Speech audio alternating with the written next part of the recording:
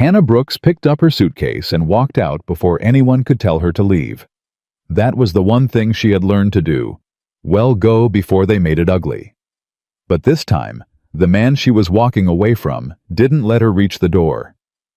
Ethan Walker stepped in front of her. Not angry, not demanding, just certain. "You're not leaving," he said. "You don't have to love me." She told him, her voice barely holding. "I know what people think. I know who I am." He smiled. "I already do." If this story moves you, subscribe to the channel, follow along to the very end, and drop a comment telling me what city you're watching from. I want to see how far this story travels. The advertisement was small. 14 words printed in the back corner of the Laramie Gazette, between a notice about a missing mule and a list of church committee minutes. Housekeeper wanted. Walker Ranch, Red Willow Valley. Room and board provided. Inquire within. Hannah read it 4 times before she folded the paper and slipped it into her coat pocket. She did not let herself feel hope. Hope was a luxury she had given up around the same time she gave up expecting a seat at the family dinner table. She was 25 years old, and she owned 1 suitcase, 1 pair of decent boots, and the kind of silence that comes from learning not to ask for things. She wrote the letter that evening. 3 sentences. Polite, plain. She did not embellish. She did not mention that her parents had died when she was 17, one after the other, in the same winter typhoid, taking her mother in December, and grief finishing her father in February. She did not mention that she had spent the 8 years since moving between the households of 2 different aunts, cooking, cleaning, mending, managing, while being reminded in ways both spoken and unspoken that she was a burden they tolerated rather than a person they loved. She simply said she was experienced, reliable, and available immediately. She mailed the letter on a Tuesday. By Thursday, a reply arrived. Come Saturday. Ethan Walker. No warmth, no promises, just an address and a date. Hannah looked at those 4 words for a long time. Then she packed her suitcase. The stagecoach into Red Willow Valley took 6 hours on roads that hadn't been properly graded since before the war. Hannah sat with her suitcase on her lap the entire ride, not because the luggage rack was full, it wasn't, but because she had learned a long time ago that things packed too loosely had a way of getting left behind. The valley opened up as the coach crested the last ridge, and Hannah saw it for the first time. Wide grasslands, a river cutting silver through the lower meadows, distant hills that turned purple in the afternoon light. It looked like the kind of place where a person could disappear into the work and not be bothered. That suited her fine. The driver dropped her at the crossroads with 2 other passengers, a drummer heading to the dry goods store, and an older woman with a market basket who looked Hannah up and down the way people do when they're cataloging your worth. "You're going to the Walker place?" the woman asked. Hannah kept her voice level. "I am." "You know he's a single man." The woman said it like a warning. "I know he needs a housekeeper," Hannah said. "That's what the advertisement said." The woman made a sound that wasn't quite agreement and walked away. Hannah picked up her suitcase and started down the road. Walker Ranch sat about a mile east of town, back from the main road, with a long dirt track leading to the main house. Hannah had been walking about 20 minutes when she heard hoofbeats behind her. She stepped to the side without turning around. The horse slowed. "You Hannah Brooks?" She turned. The man on horseback was younger than she had expected, or rather younger in some ways, and older in others. He had a lean, weathered quality that came from working outdoors, the kind of stillness in his face that either meant he was very calm or very guarded. She couldn't tell which yet. "I am," she said. "I'm Ethan Walker." He didn't offer his hand from horseback, but he didn't look down at her the way some men did either. "I was heading to meet the stage. Looks like I'm late." "I walked. It's a mile." "I know, I walked it." Something passed across his expression, not quite amusement, not quite assessment. He nodded toward the saddle horn. "I can ride you in." "I'd rather walk," Hannah said. "Thank you." A pause. "All right." He rode alongside her at a walk the rest of the way, which was unexpected. She had expected him to ride ahead. Most people did rode ahead and left you to catch up, as if the catching up itself was the point. They didn't talk much, but he matched his horse to her pace, and he didn't rush her, and when they reached the main house and she set her suitcase down to work. Her fingers loose, he tied up the horse and carried it inside himself without being asked. Hannah noticed that. She filed it away and told herself not to read anything into it. The house was bigger than she'd expected for one man. It had clearly been tended once, the kind of careful that comes from someone who loves a space, and then let go the way things go when grief or simply loneliness takes the maintenance out of a person. There was nothing dirty about it, just unused, like rooms holding their breath. A man named Clem, short and square-shouldered with hands like shovels, came in from the back and introduced himself as the foreman. He looked at Hannah the way she was getting used to being looked at in this town, with cautious curiosity. "You're the new help," he said. "That's right. You need anything, you ask me or the boys directly. Don't worry about bothering Mr. Walker. He's got enough on his mind." "I don't make a habit of bothering people," Hannah said pleasantly. Clem blinked. He seemed to reevaluate something. "Right," he said. "Supper's usually at 6. Hannah looked around the kitchen, took in the state of the larder, the condition of the wood stove, the single pot sitting on the back burner. "It will be at 6, she said. "That's not a problem." She made supper from what she found: salt pork, dried beans, cornbread from a half-empty sack of meal she located in the back of the pantry. Nothing remarkable, but hot and properly seasoned and served on time. Ethan came in, washed his hands, sat down. He didn't say anything for the first few minutes. Then, "You found the meal." "Back shelf behind the coffee." "I forgot it was there." Hannah said nothing. "This is better than anything Clem's been making," Ethan said. From the other end of the table, Clem looked up. "I heard that." "You were meant to," Ethan said. It was the first moment Hannah saw anything like ease in him. She looked back down at her plate before he could catch her watching. She had been there 4 days when the first comment came from town. She had ridden in with the supply wagon, Clem driving Hannah with a list of provisions, and while Clem loaded flour at the general store, Hannah stepped into the dry goods to pick up needles and thread. 2 women were already inside. They stopped talking the moment Hannah entered. Then one of them, a tall woman with sharp cheekbones and a coral brooch, leaned toward the other and said just loud enough, "That's her, the one staying out at Walker's." The other woman tilted her head. "Alone out there with him?" "Well, she's a housekeeper." The first woman put deliberate space around the word. Hannah took her items to the counter. She kept her face quiet. She paid. She left. She sat in the supply wagon and folded her hands in her lap and reminded herself that this was not new. That people talked, and the talking said more about them than it said about her, and that what mattered was the work. She believed that. She almost believed it.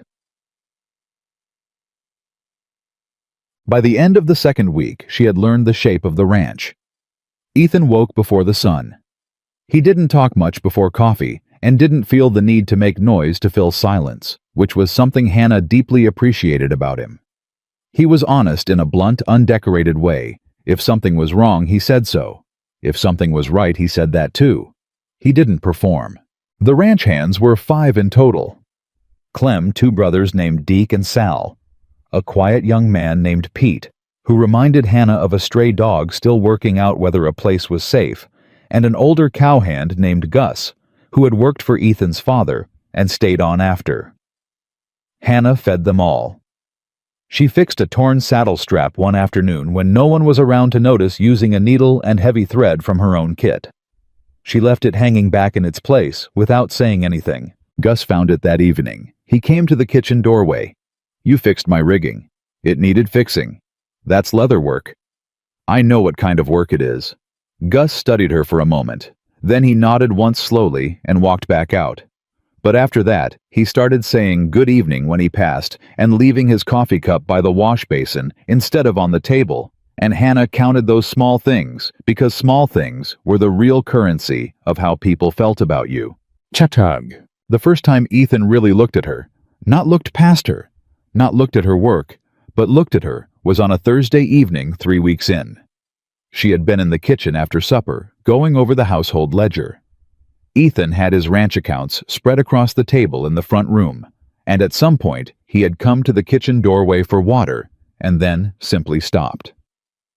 "What are you doing?" he asked. "The books are behind. Household expenses haven't been properly logged in about 4 months." She didn't look up. "I found receipts in the bread tin." A pause. "The bread tin. Mixed in with the baking soda." He was quiet for a moment. "I can take care of that." "I know you can. I already have." She closed the ledger and looked up. "You were overpaying for lamp oil by 20%. There's a supplier in Casper who's considerably cheaper. I left the information on the first page." Ethan stood there with his water glass. He looked at her in a way she couldn't fully read. "You don't have to do all of this," he said, not dismissively, more like concern that she was working too hard. "I'm a housekeeper," Hannah said. "It's what I'm here for. The ledger isn't part of the job. Then consider it something I did because it needed doing." She pushed her chair back. "Good night, Mr. Walker." She was halfway to the hallway when he said, "Ethan." She stopped. "Call me Ethan," he said. "Everyone here does." Hannah stood with her back to him for one breath. 2. "Good night, Ethan," she said, and went to her room. She lay awake longer than she should have.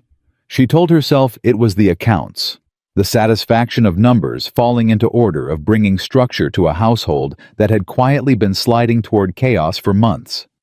That was all it was. She told herself that quite firmly. The gossip accelerated after the first month. It was Bet Crawford who seemed most dedicated to the project, a widow with a large house on the main street and the kind of social position that made her opinions travel fast. Hannah learned her name from overhearing a conversation she was never meant to hear, standing in the alley behind the mercantile with a crate of sugar and salt. "She's got her claws into him," Bet was saying. "Mark my words. A woman that age, no prospects, no family, she knows exactly what she's doing." "He doesn't seem to mind," the second voice said. "He's a man," Bet replied. "He doesn't know what's happening to him yet." Hannah stood in the alley until their voices faded. Then she set the crate down, pressed both palms against the wall, and stood there for a moment doing nothing but breathing. She wasn't angry. She was tired. Because she had heard different versions of this her entire life. "You're a burden. You're a schemer. You don't deserve what you're given." There was always a story about her that someone else was more comfortable with than the truth. She picked up the crate. She walked back to the wagon. She told no one. But something shifted in her after that. She began watching Ethan differently, not with hope, but with a kind of anxious accounting. Calculating the cost she was to him.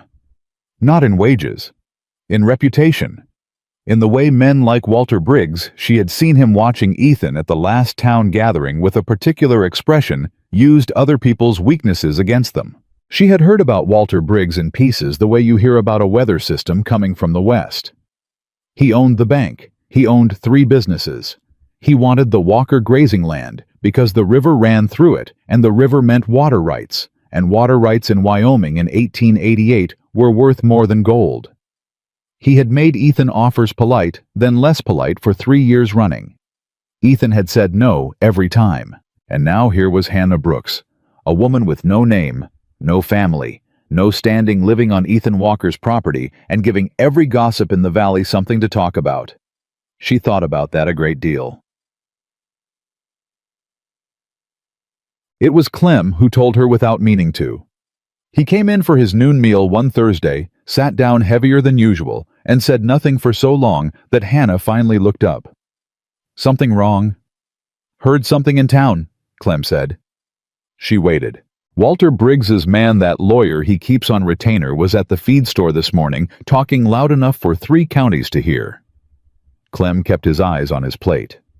Saying Mr. Walker had himself a situation at home. Said having an unattached woman living on the ranch was the kind of thing decent families don't do. Said if Mr. Walker had any interest in keeping his standing in the valley, he ought to reconsider his arrangements. The kitchen was very quiet. "Did he?" Hannah said. "Yes, ma'am." Hannah set down her knife. "Did Ethan hear this?" "Not yet. He was out on the South Range all morning." Clem looked up. "Miss Brooks, I ain't saying it's right.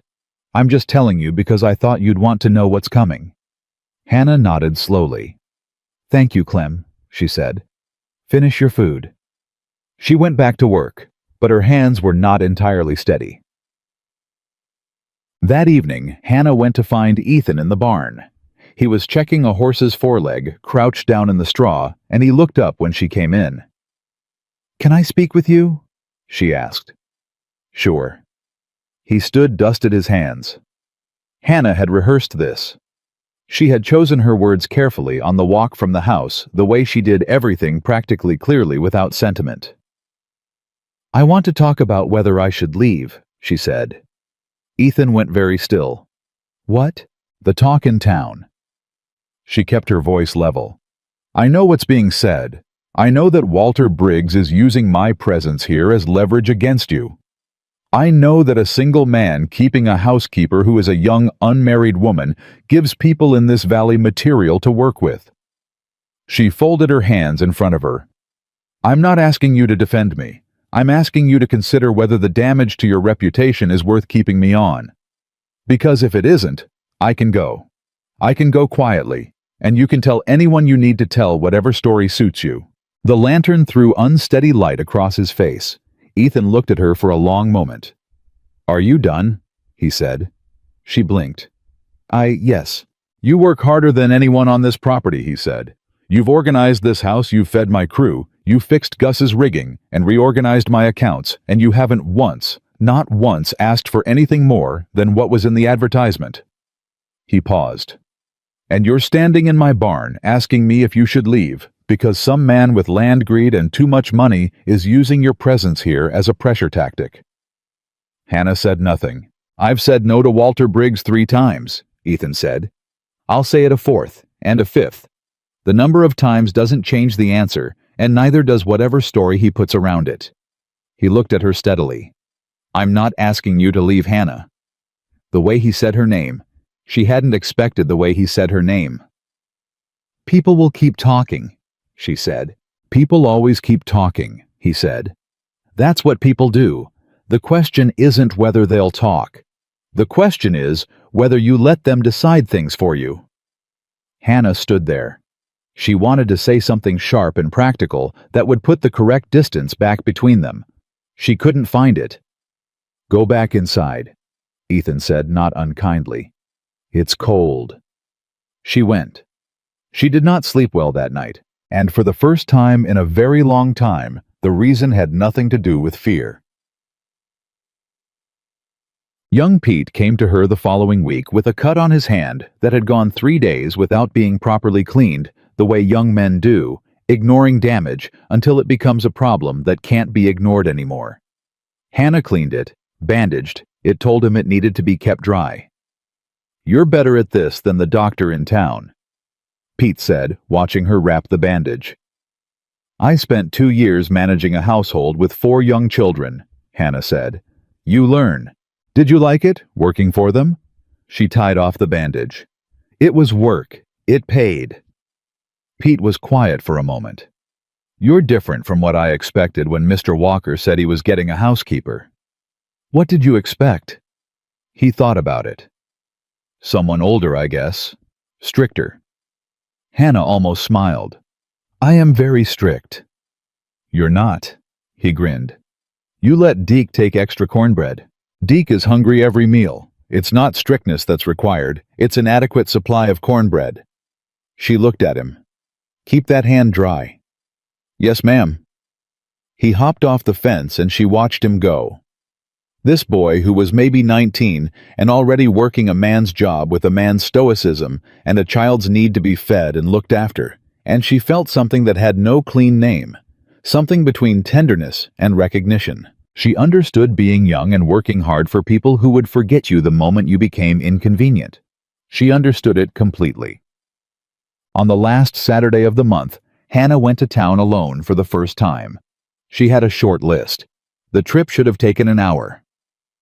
At the dry goods store, she paid for her items and turned to leave and nearly walked directly into Betty Crawford, who was standing just inside the doorway with a look on her face that said she had been waiting. "Miss Brooks," Bet said. "Mrs. Crawford," Hannah said pleasantly.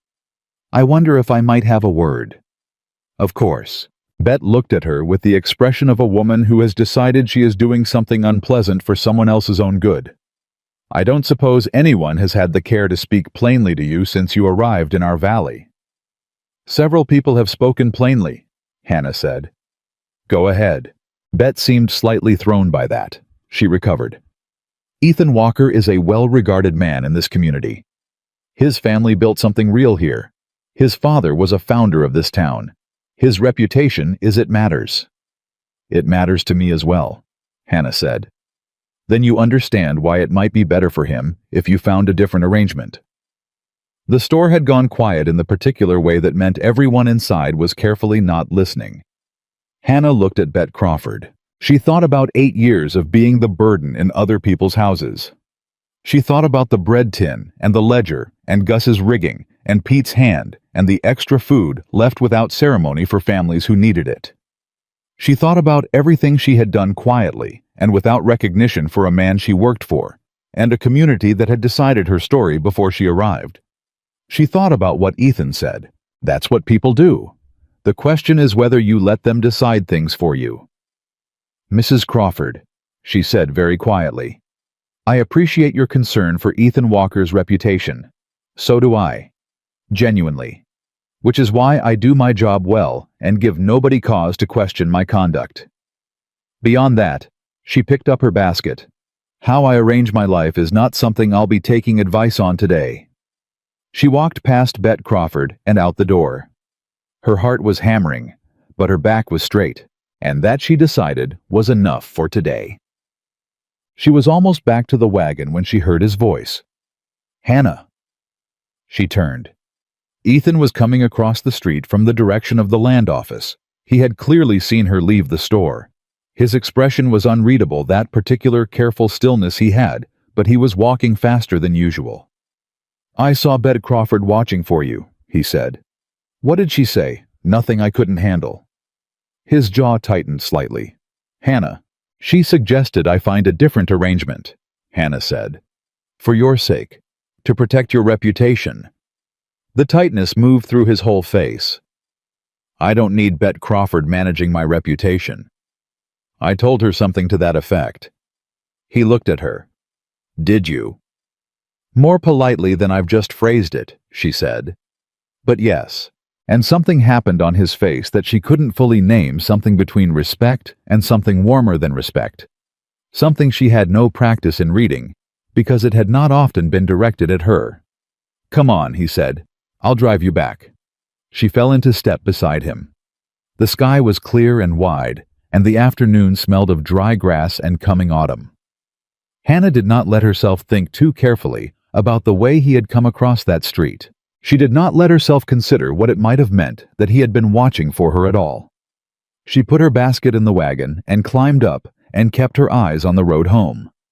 But she felt somewhere beneath the careful knot hoping something small and persistent. Something that refused, despite everything, to stay completely quiet. The thing about belonging somewhere was that it didn't announce itself. It came quietly, the way water finds its level, a small adjustment here, a habit formed there, until one morning you wake up and the place has shaped itself around you, and you around it, and the fit is so natural you can't remember exactly when it happened. Hannah didn't let herself call it belonging, but she noticed the changes. She noticed that Gus had started leaving his coffee cup in the basin without being reminded, and that Pete now knocked before coming to the kitchen door, and that Deke, the louder of the two brothers, the one most likely to track mud across a clean floor, had recently begun wiping his boots on the mat without anyone saying a word to him about it. Small things. The kind of things that didn't show up in any ledger but told you more about a household than any accounting ever could. She noticed that Ethan had stopped saying your room and started saying the house when he talked about something that needed fixing. As in, there's a board loose on the back porch. I'll get to it this week. Not I'll fix it before it bothers you. Just I'll get to it. Like the house belonged to everyone under the roof and the maintenance of it was a shared fact. She noticed these things, and she told herself firmly that noticing was not the same as hoping. She was still working on believing that. It was in the first week of August that she began leaving food for the Henley family. She had found out about them sideways, the way you find out about most things in a small valley, through a conversation not meant for her. Clem had mentioned to Gus that old Tom Henley's knee had given out completely, that his wife was managing the farm alone, that they had 3 young children and a harvest that was going to come in short, no matter how hard Clara Henley worked the land. Hannah had not said anything, but the next time she drove the supply wagon to town, she bought more than the list required. She said nothing to anyone. On the way back, she stopped at the Henley place, a small farm, 2 miles off the main road, and left a box of provisions on the porch, with no note. She did this 3 times before Clara Henley caught her at it. Hannah had just set the box down and turned to go when the door opened. Clara Henley was a lean, sun-worn woman in her 30s, with the kind of face that had been pretty once and was now something better specific, strong, fully inhabited. She looked at the box and then at Hannah. "That's the 3rd time," Clara said. "I buy extra sometimes," Hannah said. "It doesn't keep well." Clara looked at her for a long moment. Her eyes were bright in a way that had nothing to do with happiness. "You're that woman from Walker's place," she said. "Hannah Brooks. Yes. They say things about you in town." "I know." Clara glanced down at the box flour, salt, pork, dried beans, a small wrapped parcel of sugar. "My children ate this morning because of what was on my porch," she said. Her voice was very steady. "So whatever they say in town, you can tell them Clara Henley thinks they're wrong." Hannah didn't know what to do with that. She said, "I'll see you next week," and got back in the wagon before her face could do something she'd regret. The children came after that. Not the Henley children specifically, though. They came too eventually, but children generally in the easy and absolute way. Children gravitate toward people who feed them and speak to them directly, and don't perform kindness as theater. When Hannah was in town, the younger ones found her. A boy named Eli, who had lost 2 front teeth and wanted to show her every time he saw her. A pair of sisters, maybe 7 and 9, who started helping her carry bags from the mercantile and asking her questions about everything, with the fearless curiosity of children who hadn't yet learned that questions were a form of exposure. She answered every question honestly. She did not perform warmth for them. She simply had it, and children could tell the difference. It was Gus who said something about it first. He came in for his midday meal on a Tuesday and sat down and said without preamble, "You know every child in this town runs toward you like you're a fair." Hannah set his plate down. "They're children. They run toward anyone who feeds them." "Nope," Gus said simply, and started eating. What Hannah didn't know, what she had no way of knowing, was that Ethan had started watching, not in any inappropriate or calculated way. It was the kind of watching that happens when someone does something that surprises you repeatedly, until the surprise stops being about the specific thing and starts being about the person. He had watched her fix the ledger and reorganize the pantry and manage the ranch accounts with the casual competence of someone who had always known how things worked. He had watched her handle Bet Crawford in the street with a quietness that contained more steel than most confrontations. He had watched her hand Pete a bandaged wrist and a matter-of-fact word and send him back to work better for it. He had started watching her leave food at the Henley farm before she thought anyone noticed. He had seen the way Clara Henley's face changed when she talked to Hannah and looked at that box. He had seen the Eli boy run toward Hannah on the main street with the unashamed velocity of a child who has decided without deliberation that a person is safe. He didn't say anything about any of it, but Clem noticed that he noticed. Clem had worked for Ethan Walker for 9 years, and he had a foreman's eye for the weather systems that moved through a man's behavior before the man knew they were there. She's something, Clem said one evening, when the two of them were checking fence line, and Hannah's name had not come up, but was somehow present anyway. Ethan didn't respond. I'm just saying, Clem said. I heard you, Ethan said. Didn't say you didn't. They rode in silence for a while. She's an employee, Ethan said. Sure, Clem said. The word sat in the air between them, doing very little to convince either man. Walter Briggs arrived on a Wednesday. He came to the ranch directly, no letter, no warning, which was itself a statement. Men who announced themselves gave you time to prepare. Men who arrived unannounced wanted the advantage of your surprise. Ethan was in the yard when the buggy came up the track. He didn't move toward it. He waited. Walter Briggs was a well-built man in his late 40s, with the careful, prosperous look of someone who had never missed a meal and made sure you knew it. He had good clothes and a practiced smile and eyes that were always working a calculation. He stepped down from the buggy and extended his hand. Ethan, you're looking well. Walter. Ethan shook his hand once. What brings you out? I was passing through the valley, Walter said, which was a lie so obvious it was almost respectful in its directness. Nobody passed through Walker Ranch. The road dead-ended at the river. Thought I'd stop in, see how things were going. Things are fine, Ethan said. Good, good. Walter looked around the yard with an expression of comfortable appraisal that managed to imply ownership without stating it. I hear you've taken on a new housekeeper. I have. Young woman. She's 25, experienced. Walter nodded slowly. I imagine the Valley's had something to say about that. The Valley always has something to say, Ethan said. I've never found it worth adjusting my decisions around.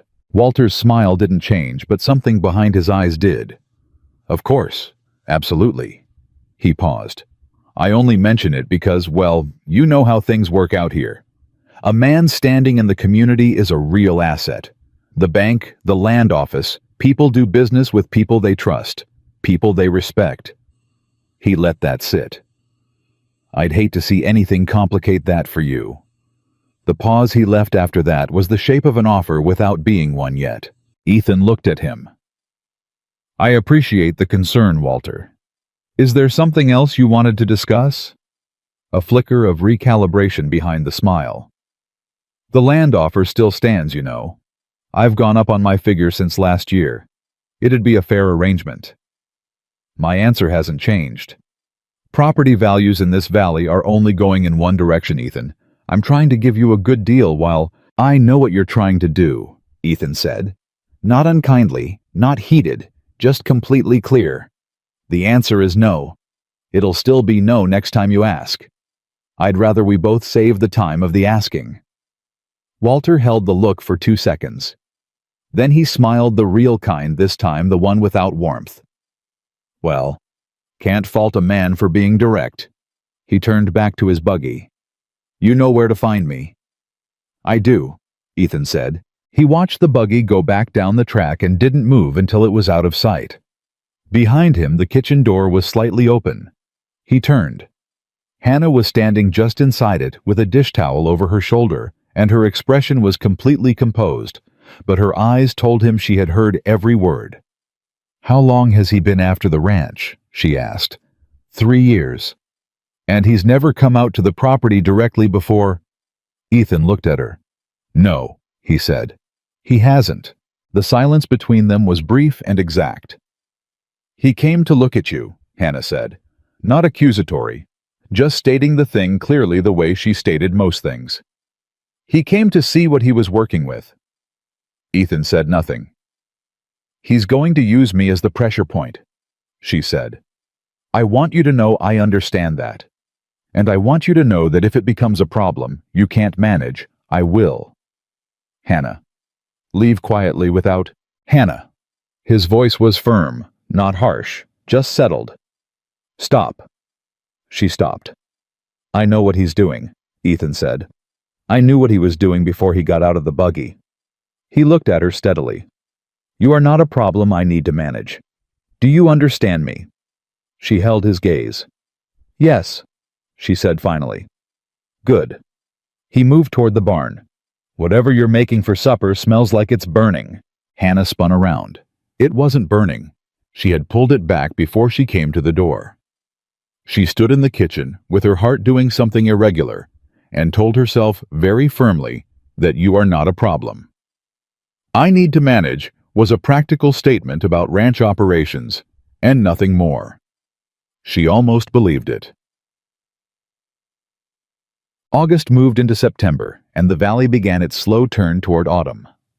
The light changed, went golden and lower in the sky, threw long shadows earlier in the afternoon. The work on the ranch shifted with the season, and the tempo of the days changed, and Hannah changed with it, learning the rhythm of the place. The way you learn a piece of music, first haltingly, then with growing confidence, until eventually you're not thinking about the notes anymore, only the song. She had a routine now. She woke early, started the stove, had coffee ready before Ethan came through. She had learned how he took it black 1 cup to start a second hour after breakfast, and she had learned that he liked quiet in the mornings and was at his most communicative in the evening after the day's work was done. She had learned that he never asked for things directly, but indicated need through the most minimal possible signals. A pause at the doorway, a glance toward a shelf, and that once you knew how to read those signals, he was actually quite easy to take care of. She was not going to think about that word "take care of" and what it meant that she had started applying it to him. She was absolutely not going to think about that. The gossip intensified in September, which she had not anticipated, but perhaps should have. She had been in Red Willow Valley for almost 3 months by then, and 3 months was long enough that her presence could no longer be explained away as a temporary arrangement. The town had expected her to fail, or be dismissed, or leave of her own accord, and she had done none of those things. She had stayed, and the ranch had visibly improved, and Ethan Walker showed no signs of regretting his advertisement.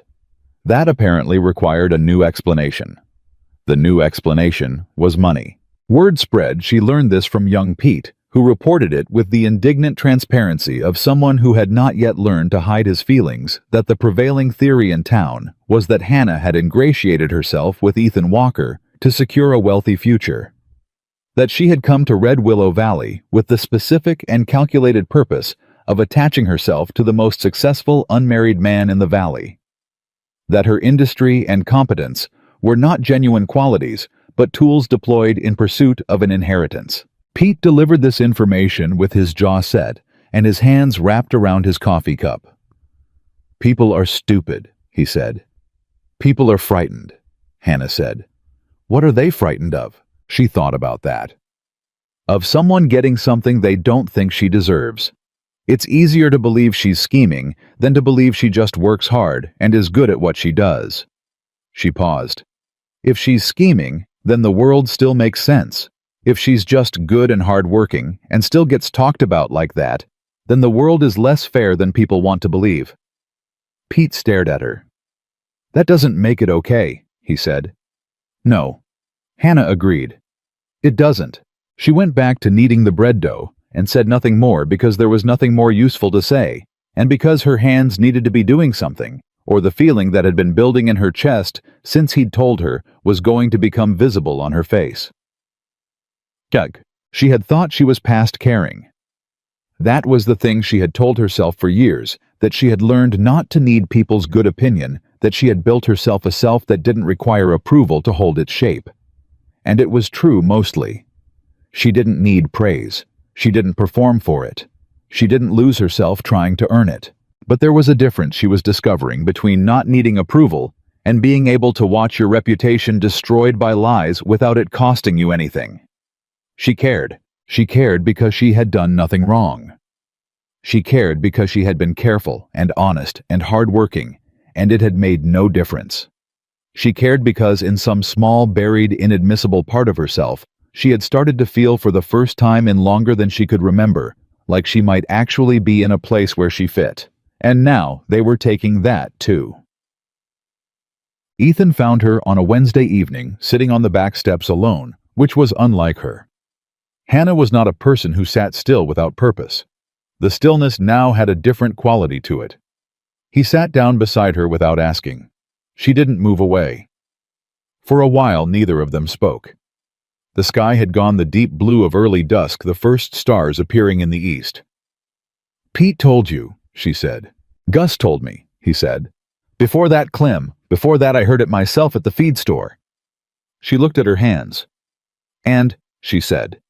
"And nothing," he said. "I told them what I thought of it." She looked at him.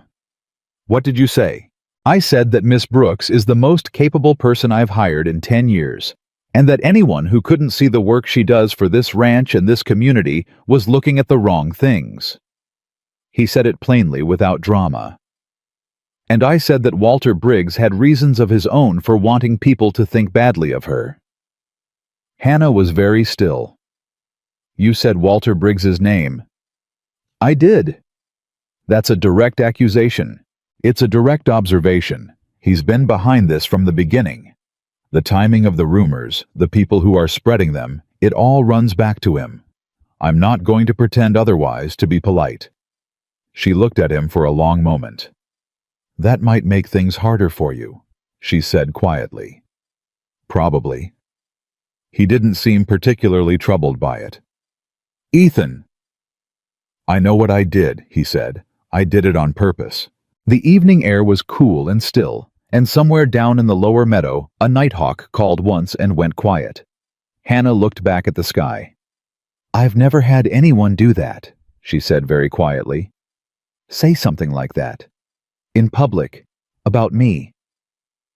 Ethan said nothing. "I've had people be kind to me privately," she said. "My mother.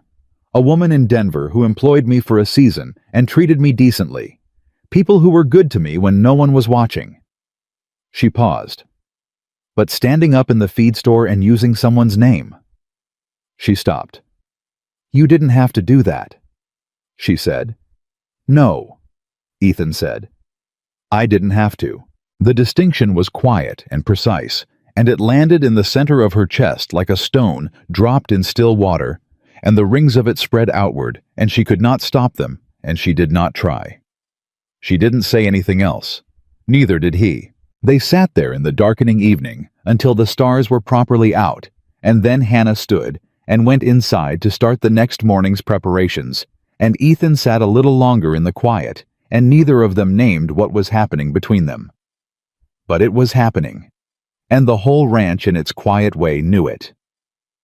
The following week, Walter Briggs made his first real move. It didn't come from him directly, that was his method she was learning. Distance. A word in the right ear, a rumor allowed to travel, a reputation dismantled by suggestion rather than direct attack. The move came from the county land office where a clerk named Haskell, a small forward-leaning man who owed Walter Briggs a significant personal debt, filed a formal inquiry into the legal arrangements at Walker Ranch. The inquiry was on its surface procedural. Was the property properly documented under Ethan Walker's sole name?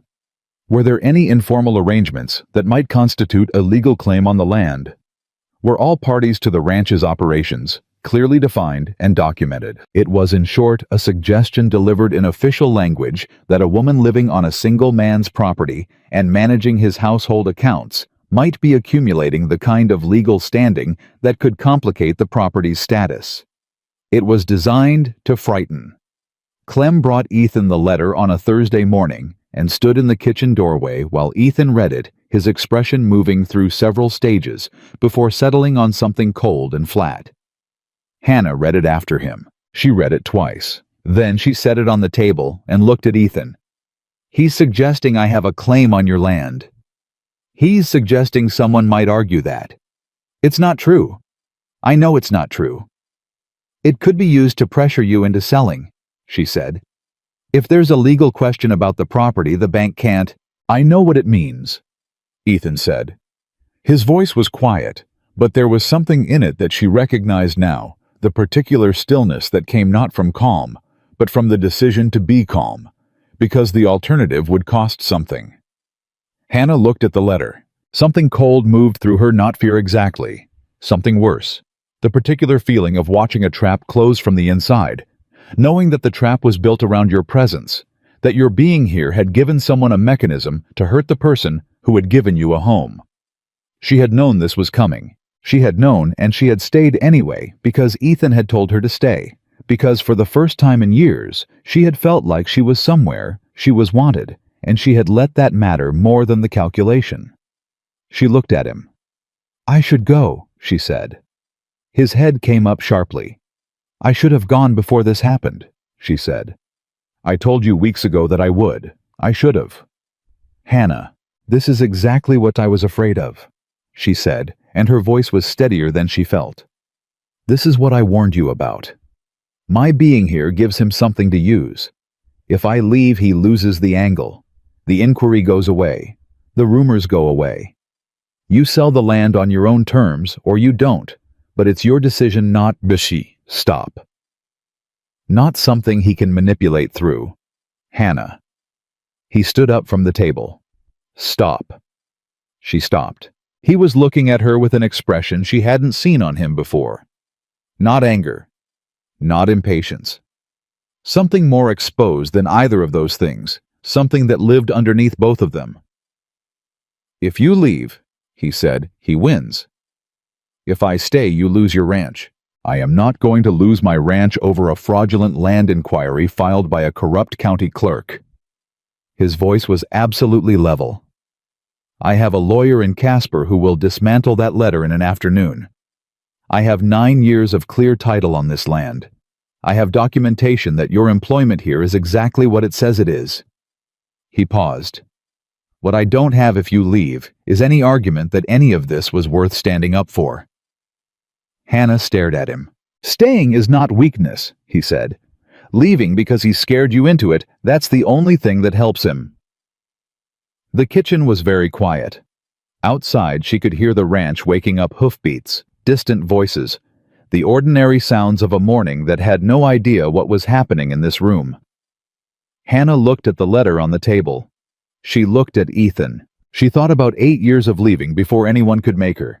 8 years of going quietly so that nobody had to be burdened by her staying. She thought about how practiced she was at it, at the packing and the folding and the silent departure, and how much of her life she had spent making herself smaller, easier to overlook, lighter to carry. She thought about Clara Henley's face.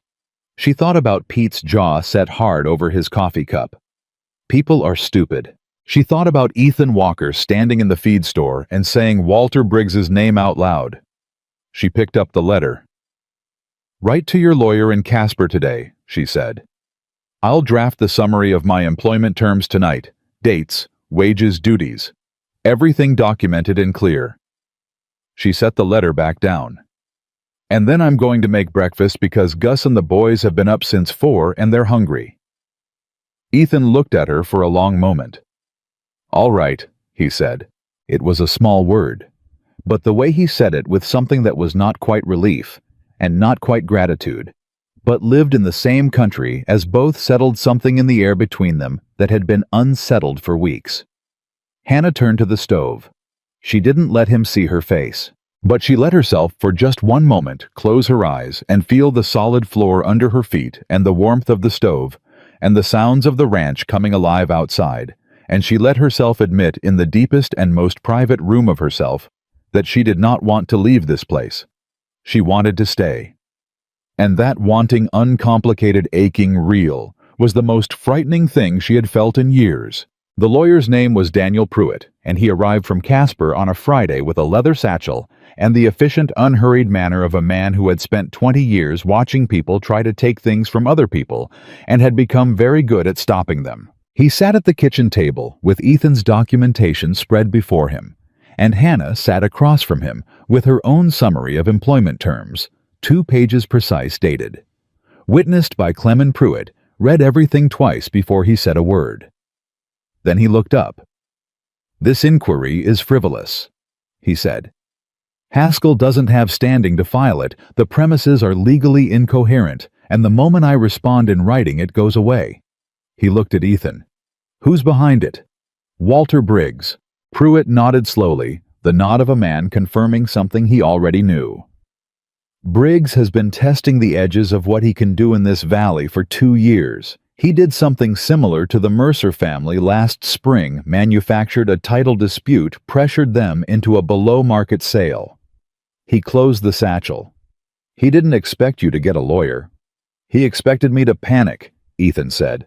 Or sell, Pruitt said. Same outcome for him. He looked at Hannah.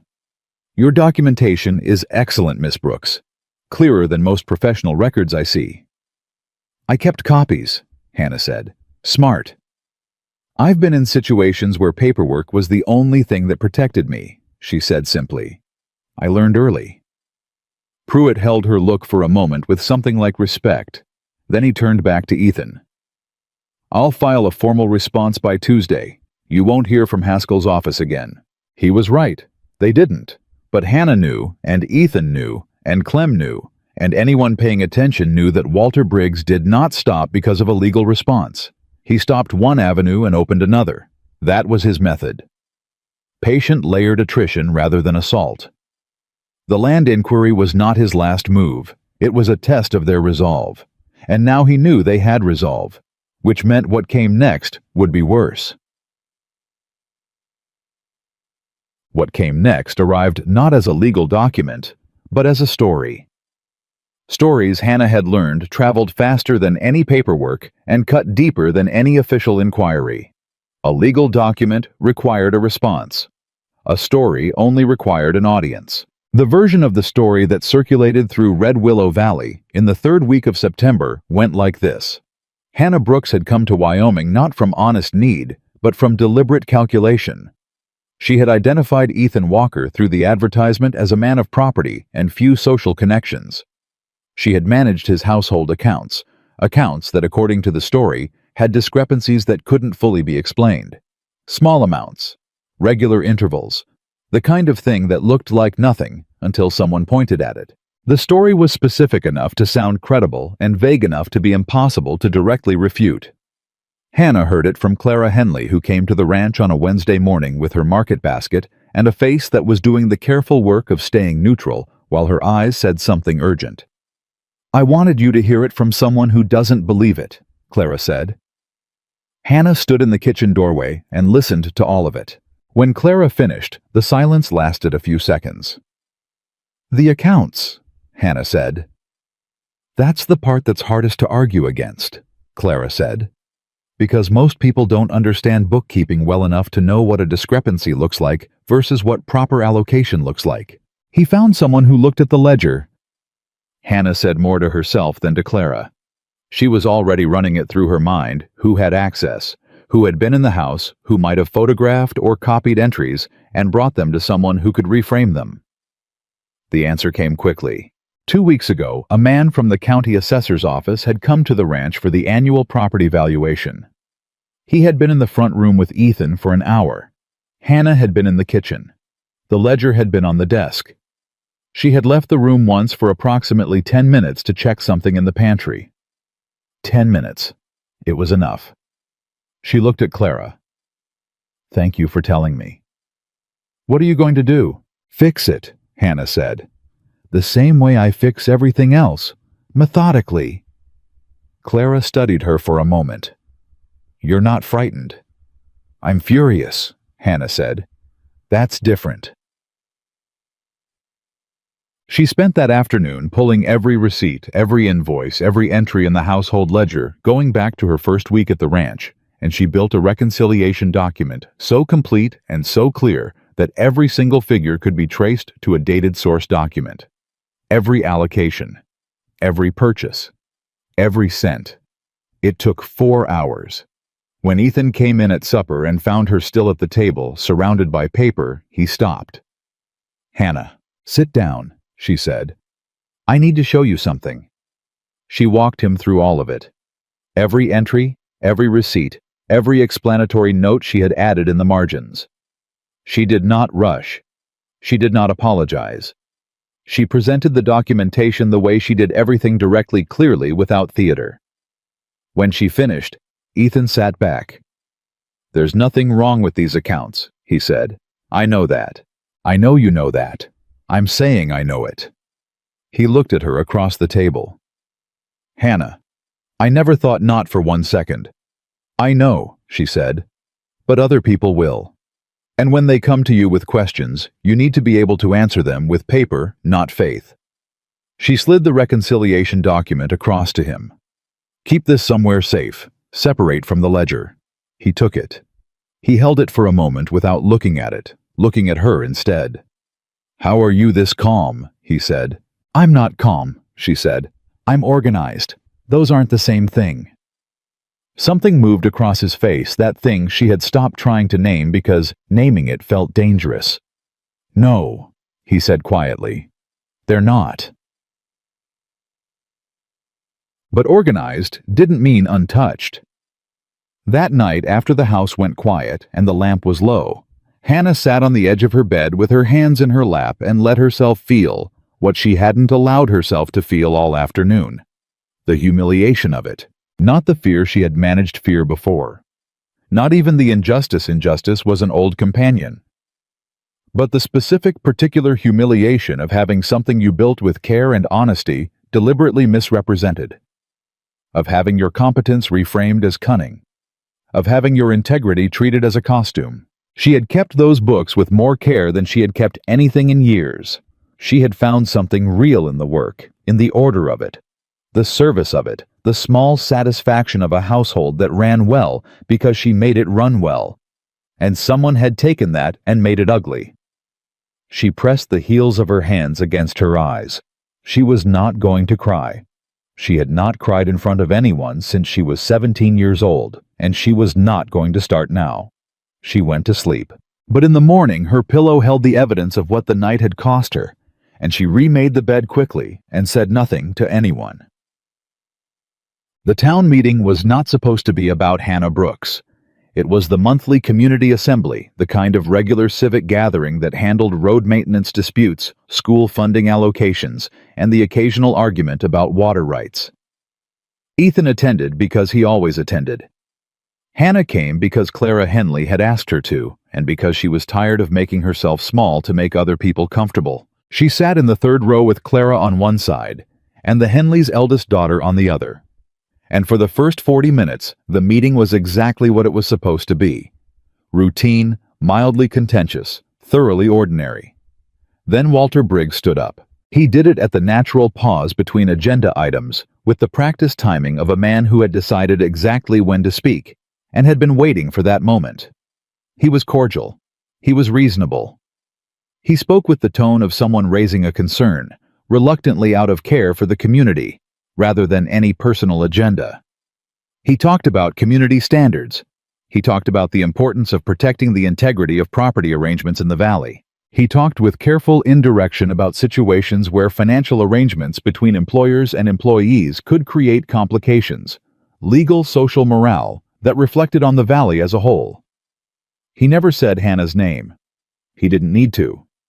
Every person in that room knew exactly who he was talking about, and the murmur that moved through the assembly had the particular quality of people who had already been told a story and were now hearing it confirmed in a public setting.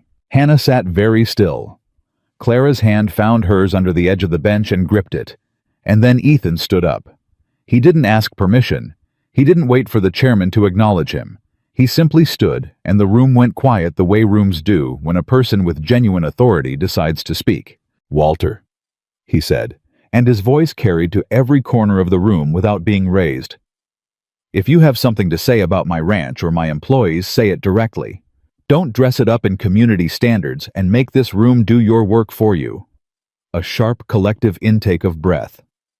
Walter's expression shifted just slightly, just for a second, before the pleasant mask resettled.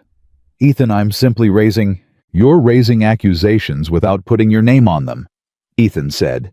"That's what you're doing. You've been at this for 2 months. The land inquiry didn't work. The accounting rumors didn't work. Now you're standing in front of this community trying to make the people in this room do what you couldn't do yourself." He paused. "I want to know why." "I don't know what You want my land," Ethan said. "You've wanted it for 3 years. You've made 4 offers and received 4 refusals, and now you're trying to manufacture a situation that pressures me into a sale." He looked around the room, not at Walter, at everyone else. Every person in this valley should know that. When Walter Briggs talks about community standards and property arrangements and moral complications, He is talking about his own bank account. That's the whole of it. The room was absolutely silent. Walter's face had gone through several colors. "That's a serious accusation," he said, and his voice had lost its pleasant quality entirely. "It's a serious fact," Ethan said, "and I can document it. Every offer, every date, every tactic since the first one failed." He sat down. Hannah was not breathing. Clara was still holding her hand. The meeting chairman, a weathered farmer named Buckner, who had been running these assemblies for 15 years and clearly had no interest in the situation. He now found himself presiding over, cleared his throat. "I think," Buckner said carefully, "we'll move on to the road maintenance discussion." The room exhaled. Walter Briggs sat down. He did not look at Ethan. He did not look at Hannah. But as the meeting stumbled back to routine business, Hannah became aware that the quality of the room around her had changed. People were looking at her differently. Not all of them, not completely, but the shift was real. Two women in the row ahead of her had turned to each other with expressions that were processing rather than condemning.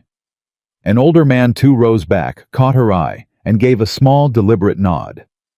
After the meeting, the chairman's wife came to find her. Her name was Ruth Buckner, and she was a compact, direct woman in her 60s who had lived in this valley longer than most of the buildings in it. "I remember when Ethan's father built that ranch," Ruth said. "Good man. His son is a good man." She looked at Hannah carefully. "Are you all right?" "I'm fine," Hannah said. "You've had a hard few months." "I've had harder." Ruth studied her. "I believe that," she said. "I'll tell you something, Miss Brooks. This valley has a short memory for things that aren't true once the truth gets properly aired. Give it time." She patted Hannah's arm once and walked away. Hannah stood there. Give it time. She had heard those words before, usually as a way of asking someone to be patient with being wronged.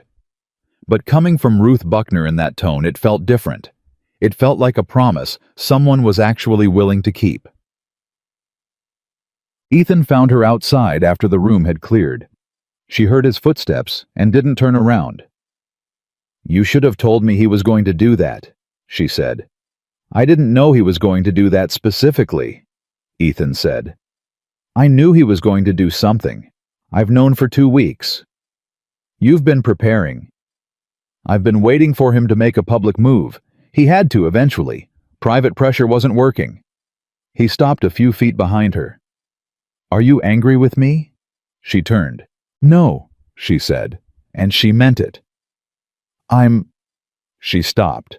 She looked at him, and something that had been wound tight in her chest for weeks was looser now, but the looseness was its own kind of difficulty. "I don't know what I am." "That makes 2 of us," he said. The honesty of it surprised her. He looked tired in a way she hadn't seen before, not physically tired, but the particular tiredness of someone who had been carrying something for too long without putting it down. "Does it bother you?" she asked. "Any of it, what they say." "It bothers me that it bothers you," he said. "The rest of it." He shook his head.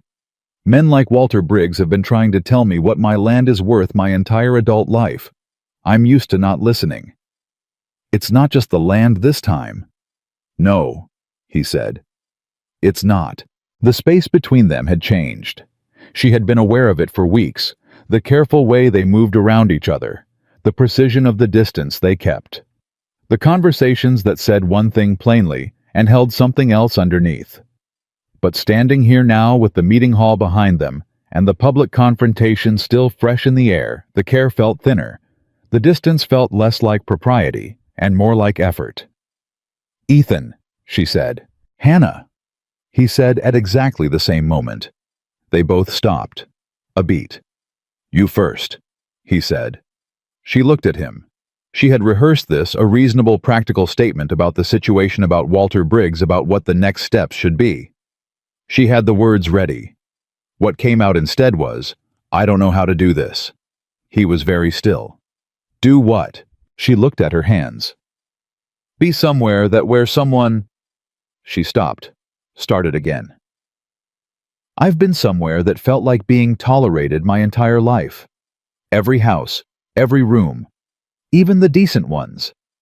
They were decent because I was useful. I was welcome because I was convenient. She looked up.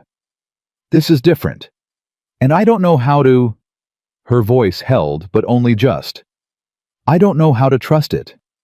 I keep waiting for it to become what everything else became. Ethan looked at her for a long moment. I know, he said. You know, I know what it looks like when someone's been told by enough people that they're a burden. He paused. My mother left when I was 11. Not because of anything dramatic.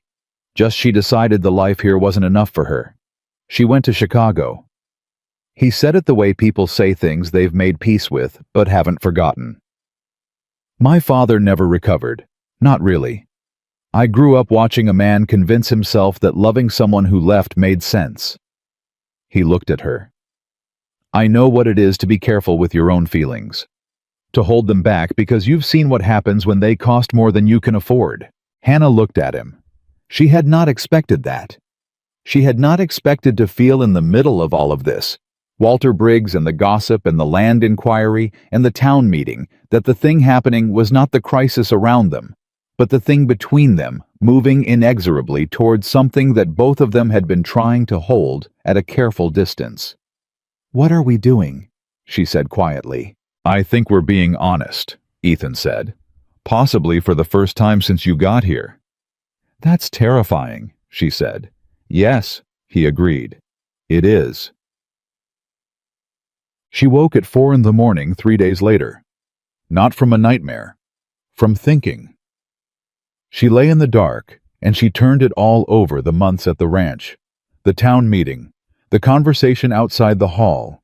The careful and growing weight of what she felt every time Ethan Walker said her name, or stepped into a room, or looked at her with that specific attentiveness that she had stopped pretending was nothing. She thought about all the reasons this was wrong. She was his employee. She had no standing, no family, no property. The entire town already believed she was trying to trap him. Staying, feeling what she felt, letting it become anything it would validate every story Walter Briggs had told. It would give his lies the one thing they currently lacked, a version of the truth. She thought about Ruth Buckner. Give it time. She thought about Ethan's mother leaving for Chicago and Ethan's father not recovering. She thought about Ethan saying, I know what it is to hold your feelings back because you've seen what they cost. She got up. She dressed. She went to the kitchen and started the stove and made coffee before dawn, and sat with both hands wrapped around her cup in the dark, and she made a decision. She would leave. Not because of Walter Briggs, not because of the gossip, not because of what the town thought, or what the talk would become, or any of the practical calculations she had been running for months. She would leave because she had started to feel something she could not afford to feel. And the only honest thing, the only genuinely clean thing, was to go before it became a cost Ethan couldn't see coming. He had done enough for her. He had stood in the feed store and said Walter Briggs's name. He had stood in the town meeting and laid the truth out in front of everyone. He had told her she was not a problem to be managed. He had given her more dignity in 4 months than most people had given her in a lifetime. She was not going to repay that by wanting more. She would write the note tonight. She would be at the train depot by morning. She moved through that decision like a woman who has accepted a necessary grief. Methodical. Clear her hands, steady, because the choice was made, and the making of it had taken the trembling out. She did not let herself think about what the kitchen would feel like once she was gone. She did not let herself think about Pete's face, or Gus's quiet nods, or Clara Henley at the porch door with bright, honest eyes. She packed her suitcase that night, one careful item at a time. She wrote the note at the kitchen table in the darkest part of the early morning, and she was precise and she was grateful, and she said everything she meant and nothing she couldn't say. And when she folded it, she set it on the center of the table where he would find it first thing. She picked up her suitcase. She walked to the door. She looked at the kitchen, the stove, the clean shelves, the ledger on the corner table, the cup she had set out for his morning coffee, out of habit, without thinking the way you do things you've done every day for months. She picked up the cup and put it back in the cabinet. Then she went out into the dark and started walking toward town. The note was still on the table when Ethan came downstairs. He saw it before he saw anything else. The folded paper in the center of the kitchen table, precisely placed the way Hannah placed everything. His name written on the outside in her clean, careful hand. He stood there for 3 seconds. Then he picked it up. He read it once quickly. Then again slower, the way you read something when the first pass doesn't produce the result you were hoping for. She thanked him. Of course, she thanked him.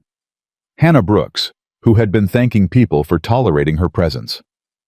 Her entire life had written him a careful, composed, thoroughly gracious letter, explaining that she was leaving for his benefit, and that she hoped the ranch would continue to thrive, and that she wished him every good thing. Every word of it was generous.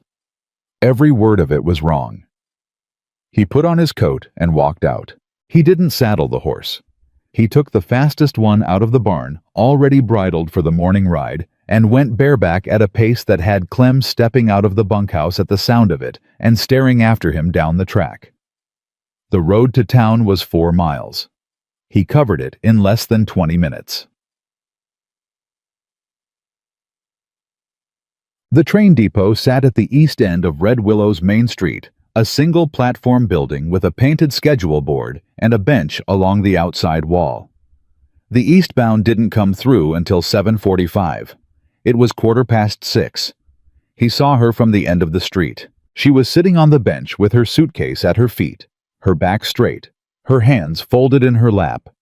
She was wearing her gray coat, the one she'd arrived in 4 months ago, and she was looking at the schedule board with the expression of a person who has made a decision and is now simply waiting for the machinery of it to execute. He dismounted. He tied the horse to the post. He walked to the platform. She heard him coming. She always heard things, paid attention in the constant, unobtrusive way she did everything, and she looked up before he reached her. Her face did something complicated and then went still. "Ethan," she said. "No," he said. She blinked. "I haven't said anything yet." "You left a note," he said. "I read the note.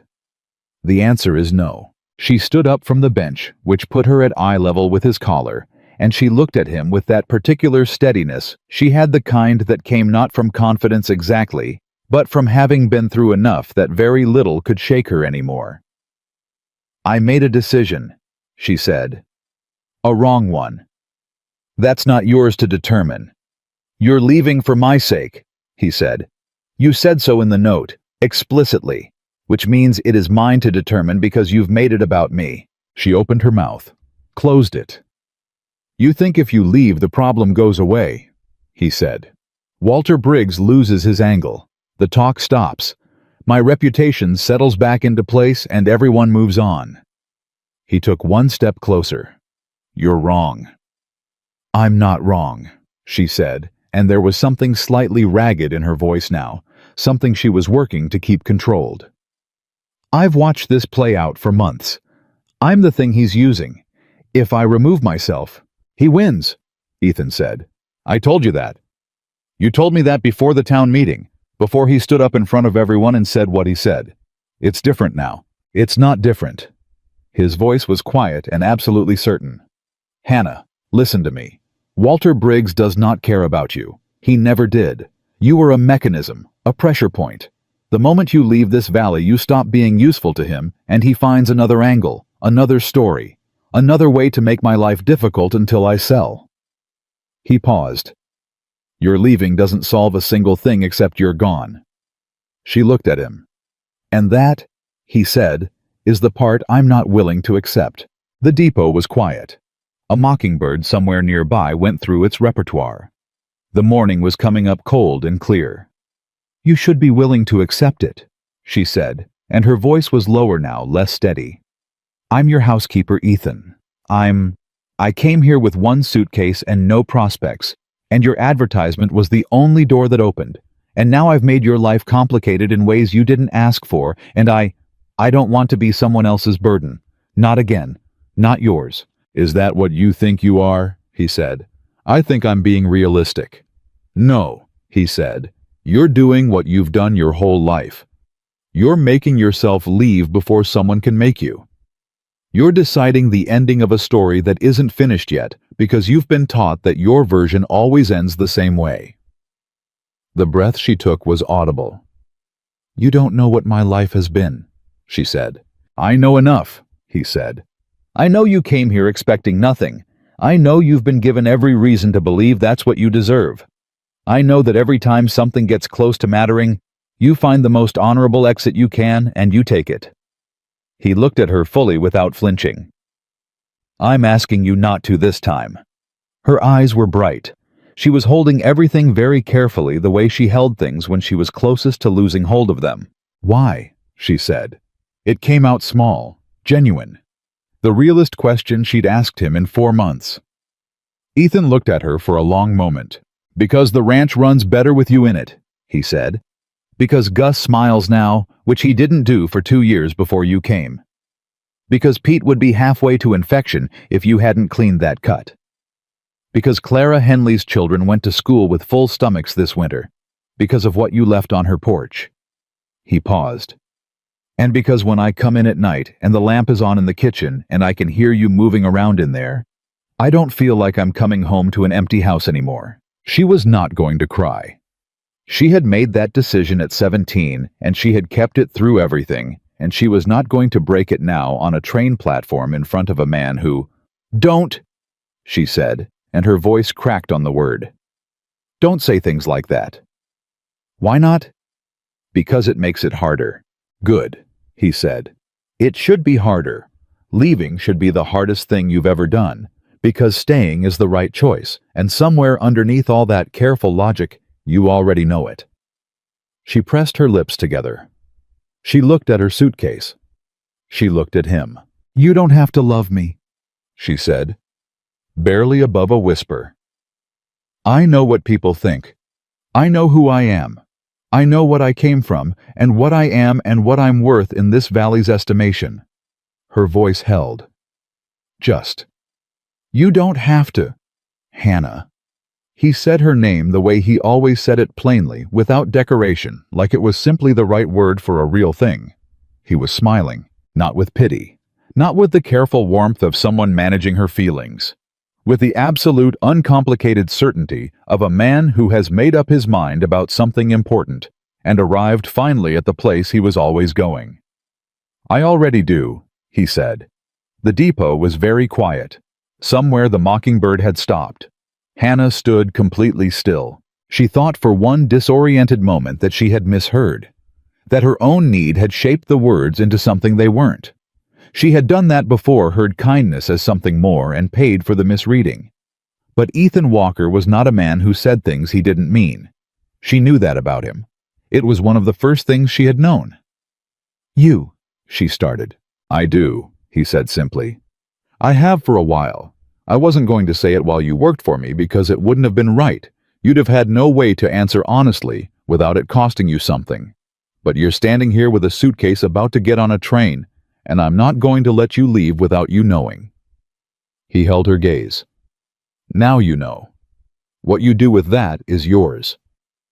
She stood there. Everything she had built, all the careful architecture of not hoping, the practiced management of expectation, the life-trained instinct to leave before leaving was done to her. All of it was not gone exactly, but it was very quiet. Quieter than it had ever been.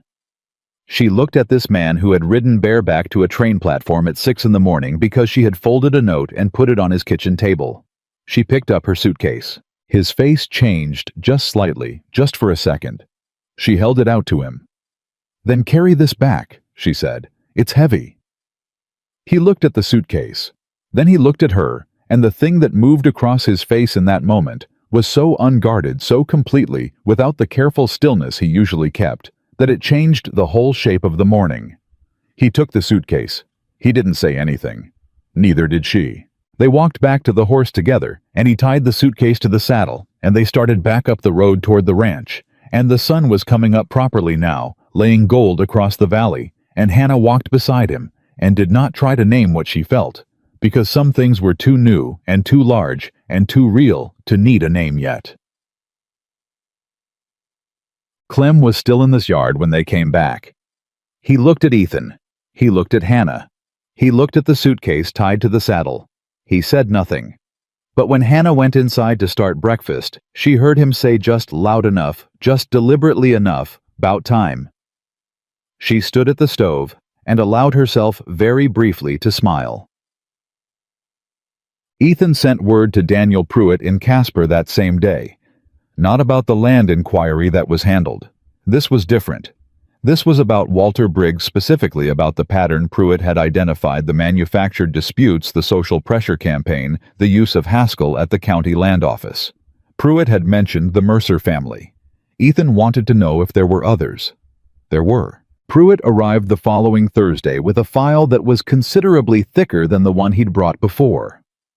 He spread it across the kitchen table, Ethan on one side, Hannah on the other, and walked them through it. 4 families over 6 years. The Mercers. A widow named Abigail Foster, who had sold her grazing rights under circumstances that reviewed now looked less like a fair transaction and more like a coercion. 2 brothers named Keene, who had lost a property dispute they should have won after a county records irregularity that Haskell, according to Pruitt's inquiry, had almost certainly engineered. "He's been doing this systematically," Pruitt said. "Identifying properties he wants, finding vulnerabilities, financial distress, reputation, concerns, legal complications, and applying pressure until the owners capitulate." He looked at Ethan.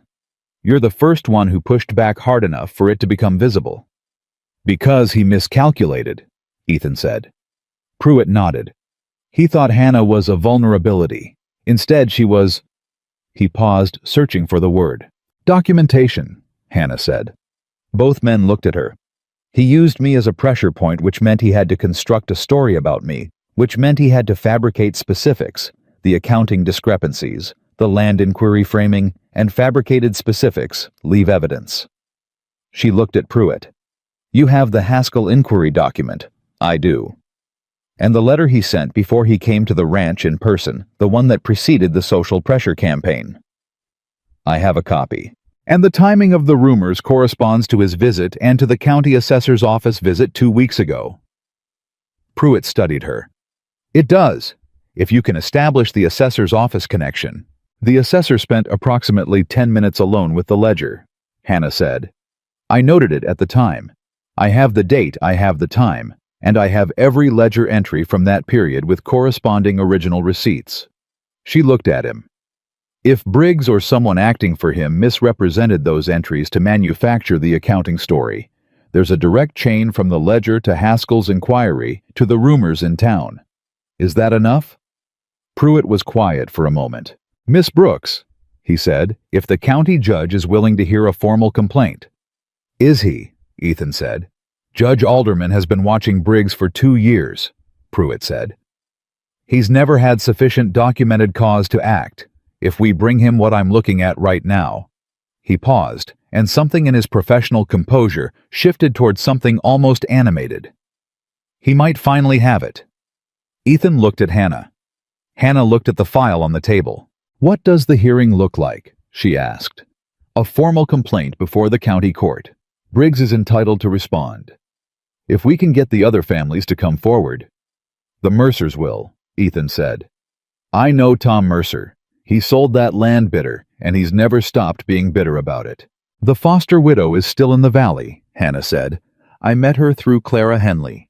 She doesn't talk about what happened, but..." She paused. "There are things people don't talk about because nobody's asked them directly. I'll talk to her."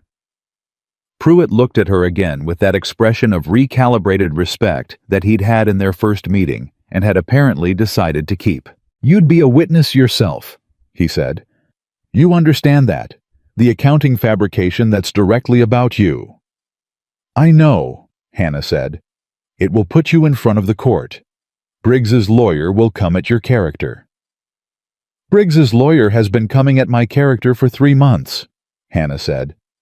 "At least in a court I get to respond." 10. She went to see Abigail Foster on a Friday. Abigail was a woman in her late 50s who had built something real on a piece of land her husband left her, and then watched it be taken by degrees. First, the grazing rights, then the water access, Then the land itself sold at a price that covered her debts and left nothing. She lived now in a small house on the edge of town, and kept a garden, and didn't talk about what happened because talking about it meant reliving it, and reliving it cost something she'd already spent.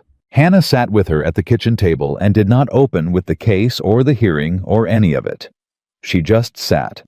She accepted the coffee Abigail offered, and she asked how the garden was doing, and she listened for 20 minutes before she said quietly, "I want to ask you something difficult."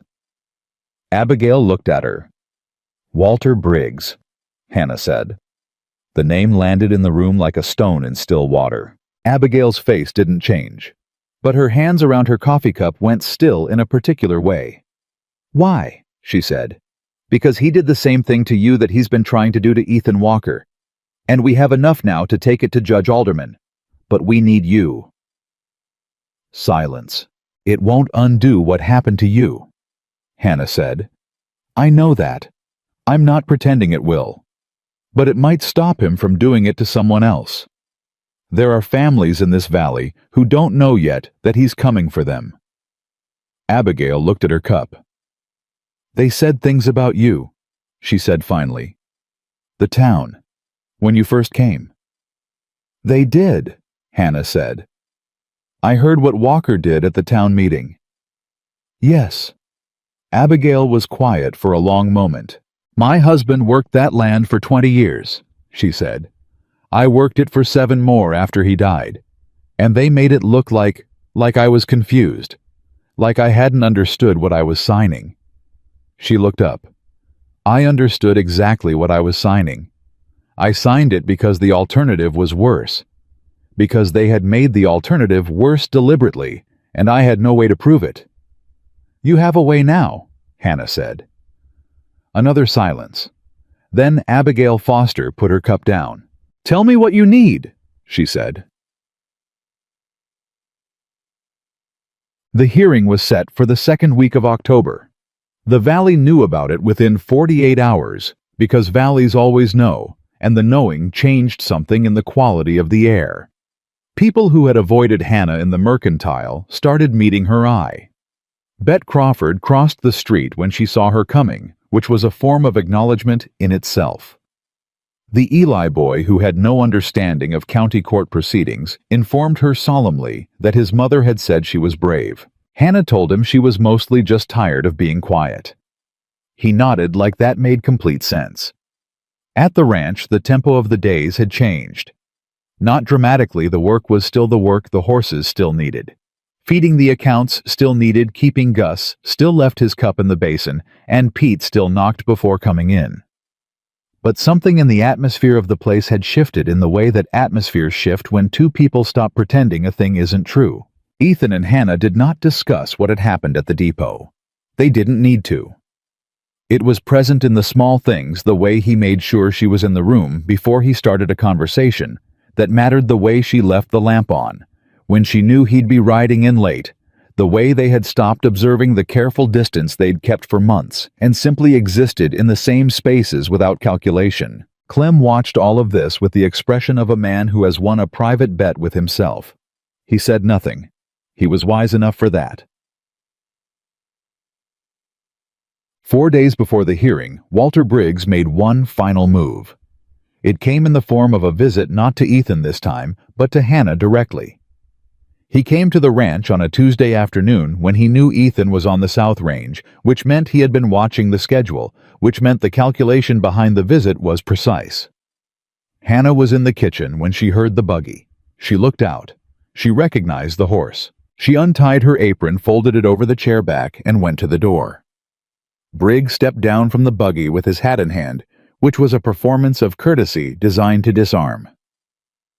"Miss Brooks," he said, "I wonder if I could have a few minutes." Hannah stood in the doorway. "You can say what you have to say from there," she said. Something moved in his expression.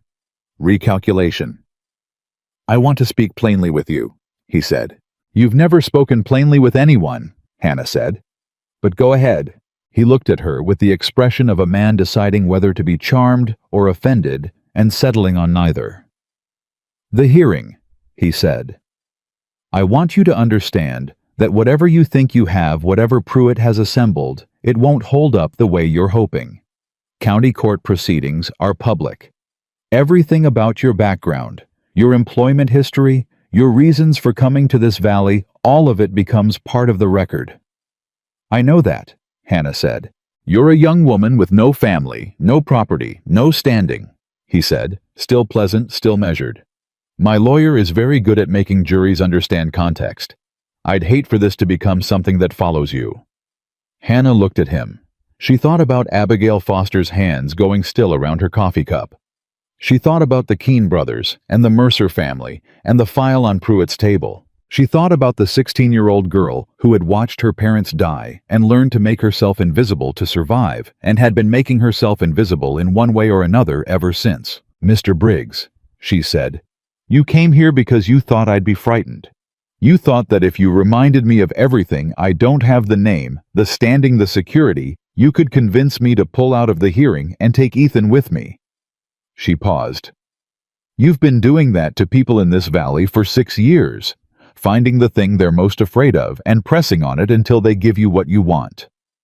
His pleasant expression had become something else entirely. The difference, Hannah said, is that the thing you're pressing on this time is something I've already survived. Multiple times. You can't frighten me with my own life, Mr. Briggs. I've lived it. I know exactly how much it costs, and I'm still here. She reached for the door. We'll see you in court. She closed it. She stood on the other side with her hand flat against the wood and her heart going at twice its normal rate, and she listened to the sound of the buggy turning in the yard and heading back down the track. Then she went back to the kitchen. She picked up her apron. She tied it back on. Her hands were completely steady. Ethan came in that evening, and Clem told him about the buggy before Hannah could, because Clem had eyes everywhere, and always had. Ethan came straight to the kitchen. He came here, he said. He did. What did he say? Hannah told him plainly and completely the way she told him everything.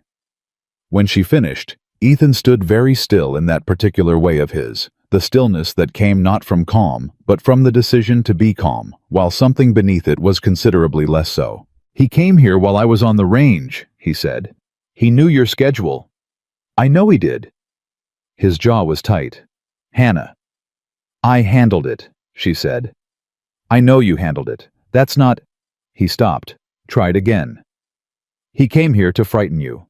At my house, while I wasn't here. That is not acceptable to me. She looked at him.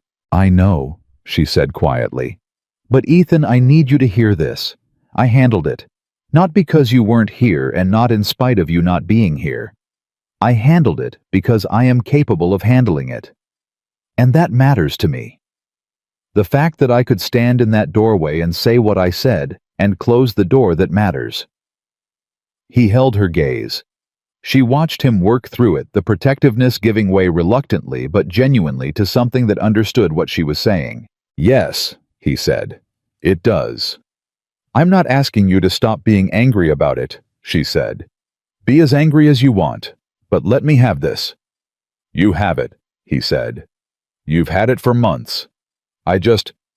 He paused, and something honest and unguarded moved through his face. I don't like that he got that close to you. He didn't get close to me, Hannah said. He got to the door. That's as far as he got. Something in him settled. Yeah, he said. I guess it is. They stood in the kitchen in the evening quiet, and neither of them said anything more about Walter Briggs or the hearing or the case that Pruitt was building, because all of that was moving on its own momentum now toward a conclusion that couldn't be stopped. What they talked about instead quietly over supper was the harvest, the state of the south pasture fencing, whether Pete was ready for more responsibility, whether the Henley farm might benefit from a shared arrangement with Walker Ranch for the following spring planting. Ordinary things. The kind of things you talk about when you've stopped treating your own future as provisional. The kind of things you plan for when you've decided to stay. The morning of the hearing, Hannah was up before 4. Not because she had set a plan for it. Because sleep had stopped working somewhere around 2 in the morning, and her body had eventually accepted the fact and moved on. She started the stove. She made coffee. She sat at the kitchen table in the dark with both hands around her cup, and she went through it all one more time. Not with anxiety, but with the methodical focus of someone who is prepared for something as thoroughly as preparation allows, and is now simply waiting for the preparation to meet the reality. She had her documentation in a leather folder Pruitt had provided. Every receipt, every ledger entry, the reconciliation document, her employment summary witnessed and dated, the notes she had kept out of old habit, out of the lifelong instinct to protect herself with paper about the assessor's visit, about Briggs's visit to the ranch, about the specific dates the rumors had shifted and intensified. Pruitt had looked at her folder 2 days ago and said quietly that he wished all his clients were this organized. She had told him it came from years of being in positions where no one else was going to protect her interests. He had not said anything to that, but he had closed the folder with the careful respect of a man who understood what it represented. Ethan came downstairs at 5:15. He stopped when he saw her at the table, took in the leather folder, took in her face. He poured himself coffee and sat down across from her. "How are you?" he asked. "Ready," she said. He looked at her. "That's not what I asked." She considered that. "I'm ready," she said again. "And I want it to be over. Not because I'm afraid of it, because I'm tired of it. I'm tired of Walter Briggs occupying space in every day. I want my days back." Ethan nodded slowly. "After today," he said, "he won't occupy anything." "You sound certain." "Pruitt is the best lawyer in 3 counties, Ethan said. "We have documentation you built. We have 3 other families. We have Haskell's paper trail." He paused. "And we have you. You're going to stand up there and be exactly who you are, and that is going to be more than enough." She looked at him across the table. "You believe that?" she said, not a challenge, just registering it. "I do," he said simply. She looked back at her coffee. She thought about being 17 and believing that what you deserved and what you got were 2 things that had no reliable relationship. She thought about how long she had operated on that belief, how much of her life she had organized around the expectation of nothing. She thought about Ethan Walker riding bareback to a train platform at 6 in the morning. "All right," she said. She picked up her folder. "Let's go." The county courthouse in Red Willow Valley was a single-story building of serious ambition, more formal than the town around it. Its wooden facade painted white and maintained with the particular pride of a community that wanted the law to look like something worth respecting. By the time Ethan and Hannah arrived, the building was already full. That was the first surprise. Hannah had expected the hearing to be an official proceeding witnessed by a handful of interested parties. What she found instead was every bench occupied, people standing along the walls, a hum of attention that told her the valley had decided this mattered. She saw Clara Henley in the 3rd row with Tom Mercer beside her, which meant Clara had organized that which was exactly the kind of thing Clara Henley did. She saw Ruth Buckner near the back with her husband, both of them present, with the settled authority of people who had watched this valley for 40 years and intended to watch this too.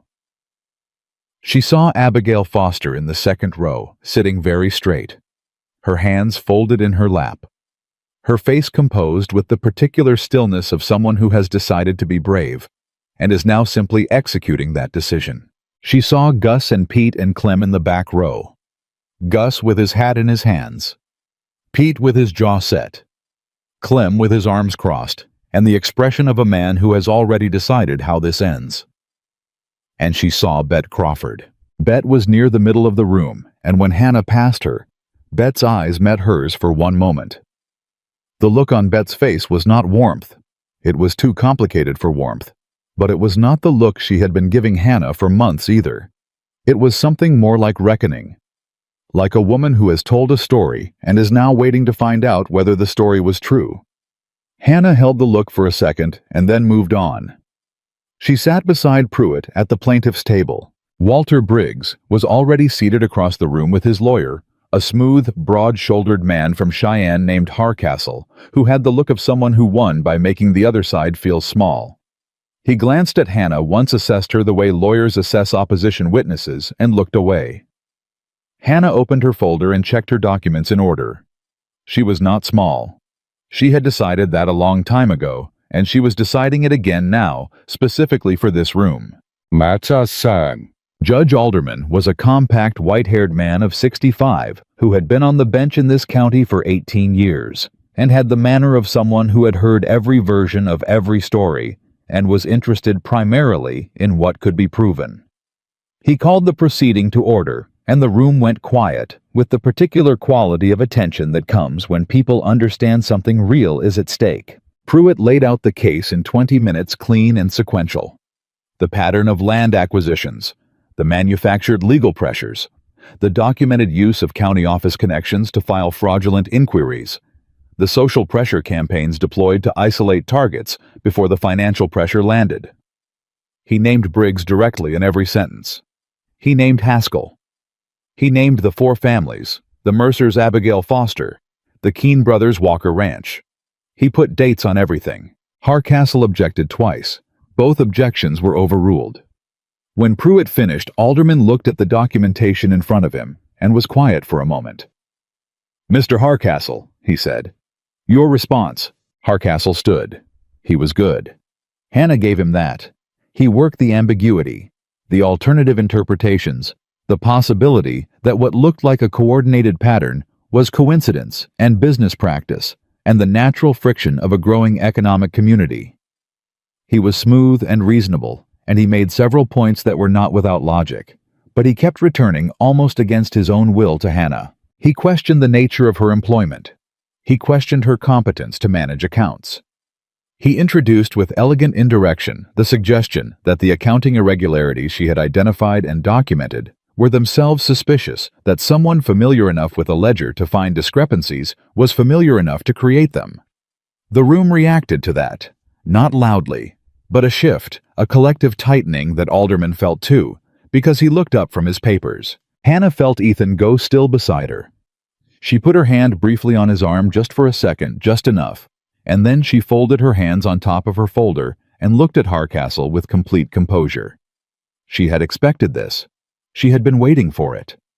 Her moment came 40 minutes into the proceeding when Pruitt called her to give her account. She stood. She walked to the front of the room.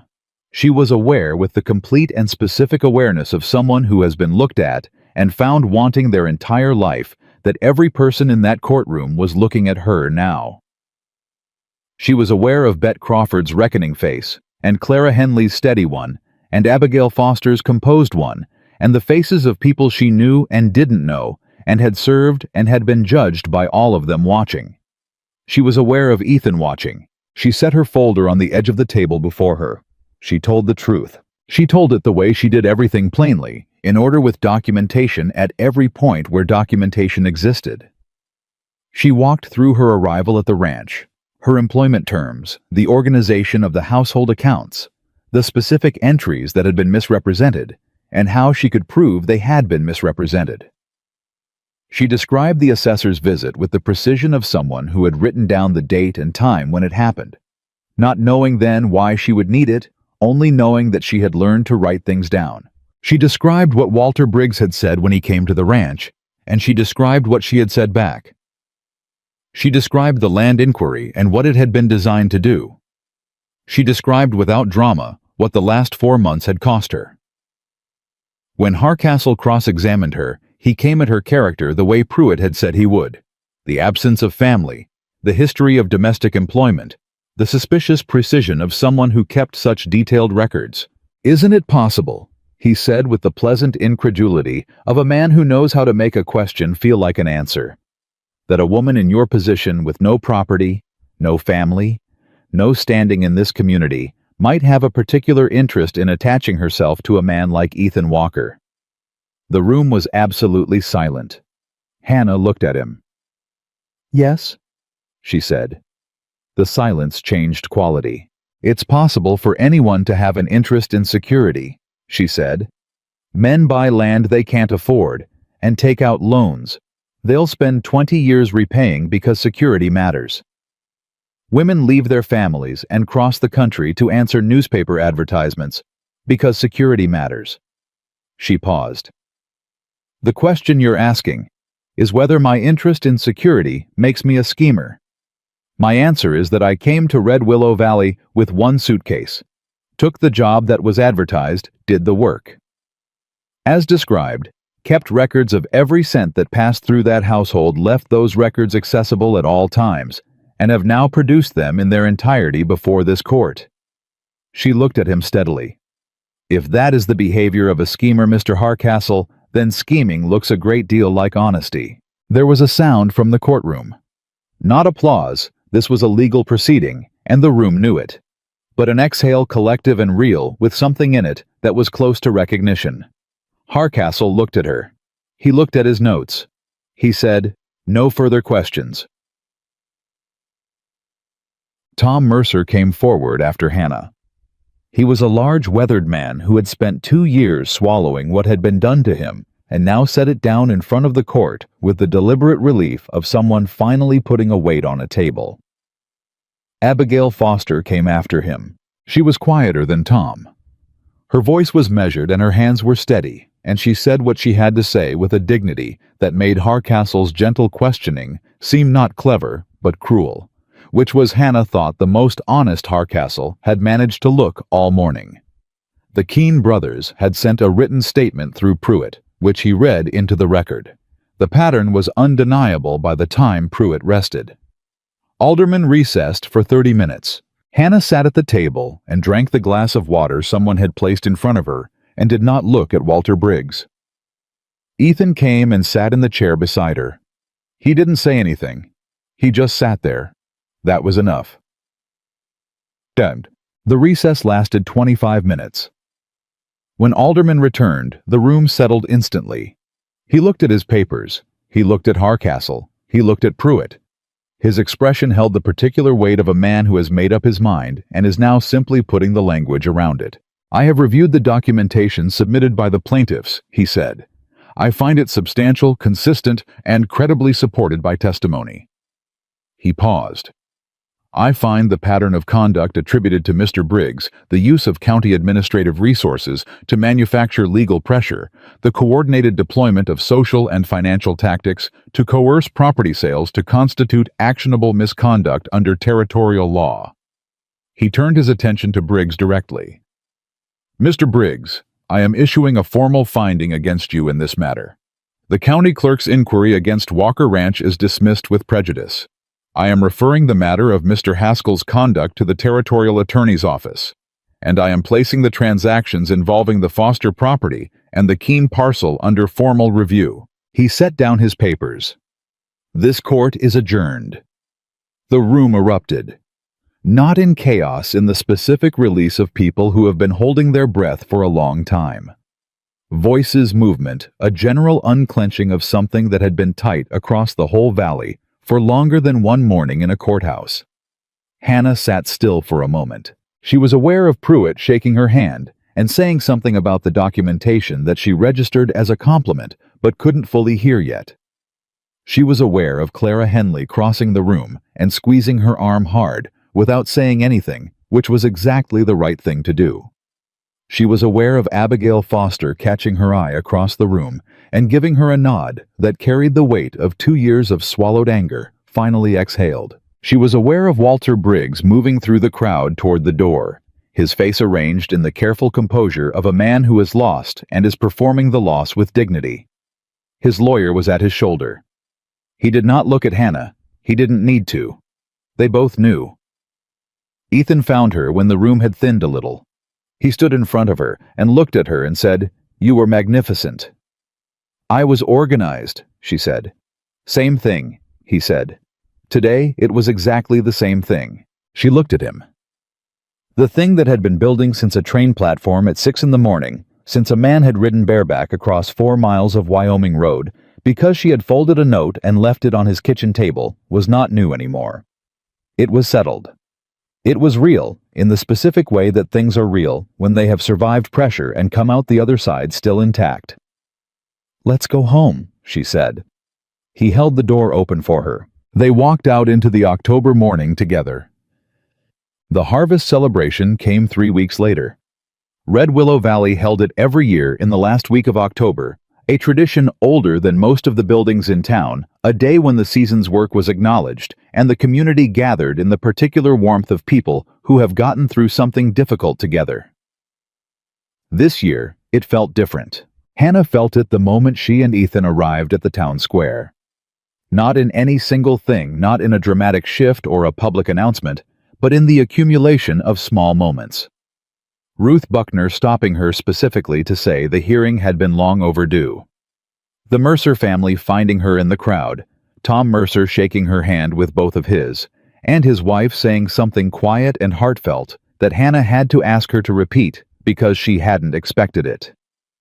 The Henley children running toward her with the absolute velocity of children who have decided without deliberation that a person belongs to them. Young Pete appeared at her elbow sometime in the first hour, cleaned up and visibly uncomfortable in a good shirt, and said, "You look different." "I'm wearing the same dress I always wear," Hannah said. "That's not what I mean," he said. She looked at him. "You look like you're staying," he said. She held that. "I am," she said. He nodded satisfied and disappeared back into the crowd. Bet Crawford found her near the food tables. Hannah saw her coming and held her ground not defiantly, just steadily. She had no argument left with Bet Crawford. She had no energy for one, and no interest in it.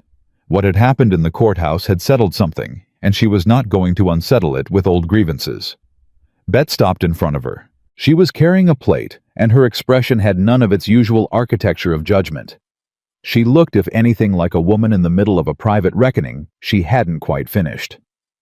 "I owe you an apology," Betty said, directly without preamble. "I believed things I should have questioned. I repeated things I shouldn't have repeated." A pause. "I was wrong." Hannah looked at her. "Thank you for saying that," she said. "I'm saying it because it's true, not because I want credit for it," Bet said. "There's a difference." "I know there is," Hannah said. "I appreciate the distinction." Something in Bet's expression shifted, not quite softened, but adjusted, recalibrated toward something more honest. "You're a remarkable young woman," Bet said, not warmly exactly, but genuinely. "I'm a very ordinary woman in unusual circumstances," Hannah said. "I did what I had to do." "That's what remarkable looks like," Bet said. "In my experience." She moved on. Hannah stood there for a moment with that. Then Clara appeared at her shoulder with 2 cups of apple cider and handed her one. "Was that Bet Crawford apologizing to you?" Clara said. "It was." "How does that feel?" Hannah thought about it. "Smaller than I expected," she said. "And larger. Both at the same time." Clara nodded. "That's what justice feels like," she said. "It's never as big as you needed it to be before, and it's more than you expected to get." They stood together in the October evening and drank their cider, and the music was starting up somewhere nearby, and the crowd moved in the warm, loose way of people who are glad to be exactly where they are. Ethan found her as the first dance began. He came through the crowd with the quiet directness that was entirely characteristic of him. No detour of approach, just the simple and unambiguous act of crossing the distance between them with complete intention. "Dance with me," he said. Not a question. She looked at him. "In front of everyone," she said. "In front of everyone," he said. She took his hand. The crowd parted in the natural way. Crowds part when 2 people move through them with certainty, and they stepped into the space near the center of the square, where the music was clearest and the evening light fell warm and even. She had not danced in years. She had been to events where people danced and had stood at the edges where it was safer. She had watched other people claim the center of a room and told herself she was content with the periphery. She was not at the periphery now. Ethan's hand was steady at her waist, and she was aware of the people around them, aware that Clara was watching, and Gus was watching, and Ruth Buckner was watching, and the Eli boy had stopped running long enough to point at them, and she did not look away from any of it. She let herself be seen. Completely without qualification, without the armor of invisibility she had carried for so long it had started to feel like skin.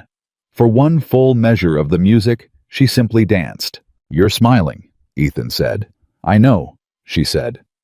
"I don't think I've seen you do that without trying to hide it." She looked up at him. "I'm not hiding anything tonight." He held her gaze. "Good," he said. The song ended and another began, and they stayed where they were, and the valley moved around them the way life moves around the things that are real, accommodating them, making room, finding their new shape in the world. Dunk. It was later when the crowd had thinned, and the music had slowed, and most of the children had fallen asleep in their parents' arms that Ethan led her to the edge of the square where it was quieter. He had been carrying something all evening. She had known it the way she knew most things about him now by the quality of his stillness, the slight weight in his manner that said something was waiting for its moment. He turned to face her. He was not a man who made speeches. She knew that too. What he said plainly, the way he always said things. "The ranch became what it is this year because of you," he said. "Not just the accounts or the household or the work, though all of that is true. Because you, the way you move through a place, the way you look at people, the way you treat every person you encounter, like they're worth being treated well, that changed everything. The men work differently. The neighbors trust differently. He paused. "I'm different." She was very still. "I told you at the depot that I already loved you," he said. "I meant it then. I mean it more now." He reached into his coat pocket. "And I want to ask you something. But I want to ask it right, so I need you to hear all of it before you answer." She nodded. She did not trust her voice. "I'm not asking you because you need a home," he said. "You've shown everyone in this valley, shown yourself, that you can build a home wherever you land. I'm not asking because of what happened in the courthouse, or what people think now, or what it looks like from the outside." He looked at her. "I'm asking because when I think about the next 30 years, every single version of it that matters has you in it. Not as the woman who keeps the house, as the woman I chose, as the woman who chose me back, as the person whose opinion I want on every decision I make for the rest of my life." He opened his hand. His grandmother's ring, a simple gold band with a small stone that caught the light, lay in his palm. "Marry me, Hannah," he said. "Not because you need to, because I want you to want to." She looked at the ring. She looked at him. She thought about a girl with a worn suitcase and 14 words in the back of a newspaper and no expectation of anything. She thought about the note she had left on a kitchen table and the man who had ridden 4 miles to tell her she was wrong. She thought about every moment she had decided to stay when leaving was easier. Every moment she had chosen honesty, when silence was safer. Every small act of courage that had looked from the outside like ordinary work. She thought about what Pete had said tonight. "You look like you're staying." She was. She had been for longer than she had let herself admit. "Yes," she said. It came out steady and whole, and completely without reservation.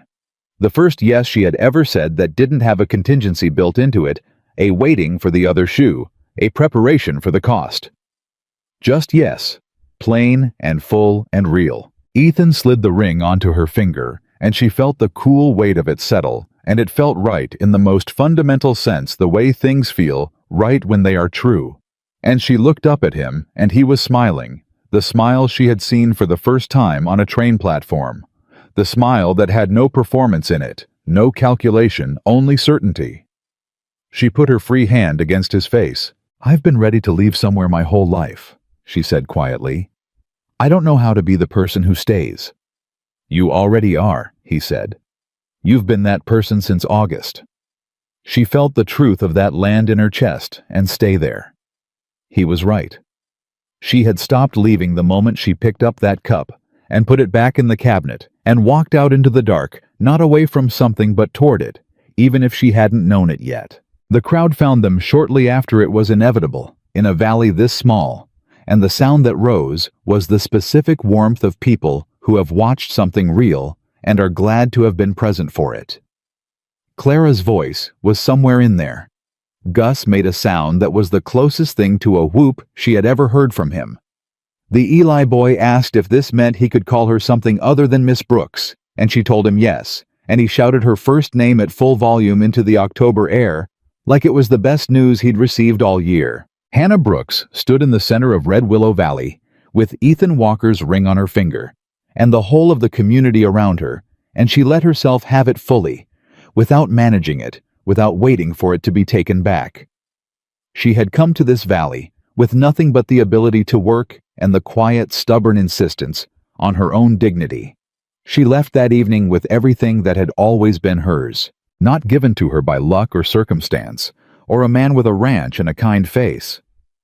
Earned in the ledger pages, and the early mornings in the doorway conversations, and the court testimony, in every moment she had chosen honesty over convenience, and staying over fleeing, and herself over the smaller version of herself that other people found easier to manage. She had not become someone new. She had simply finally been allowed to be exactly who she had always been, and that all of that was enough. It was more than enough. It was everything.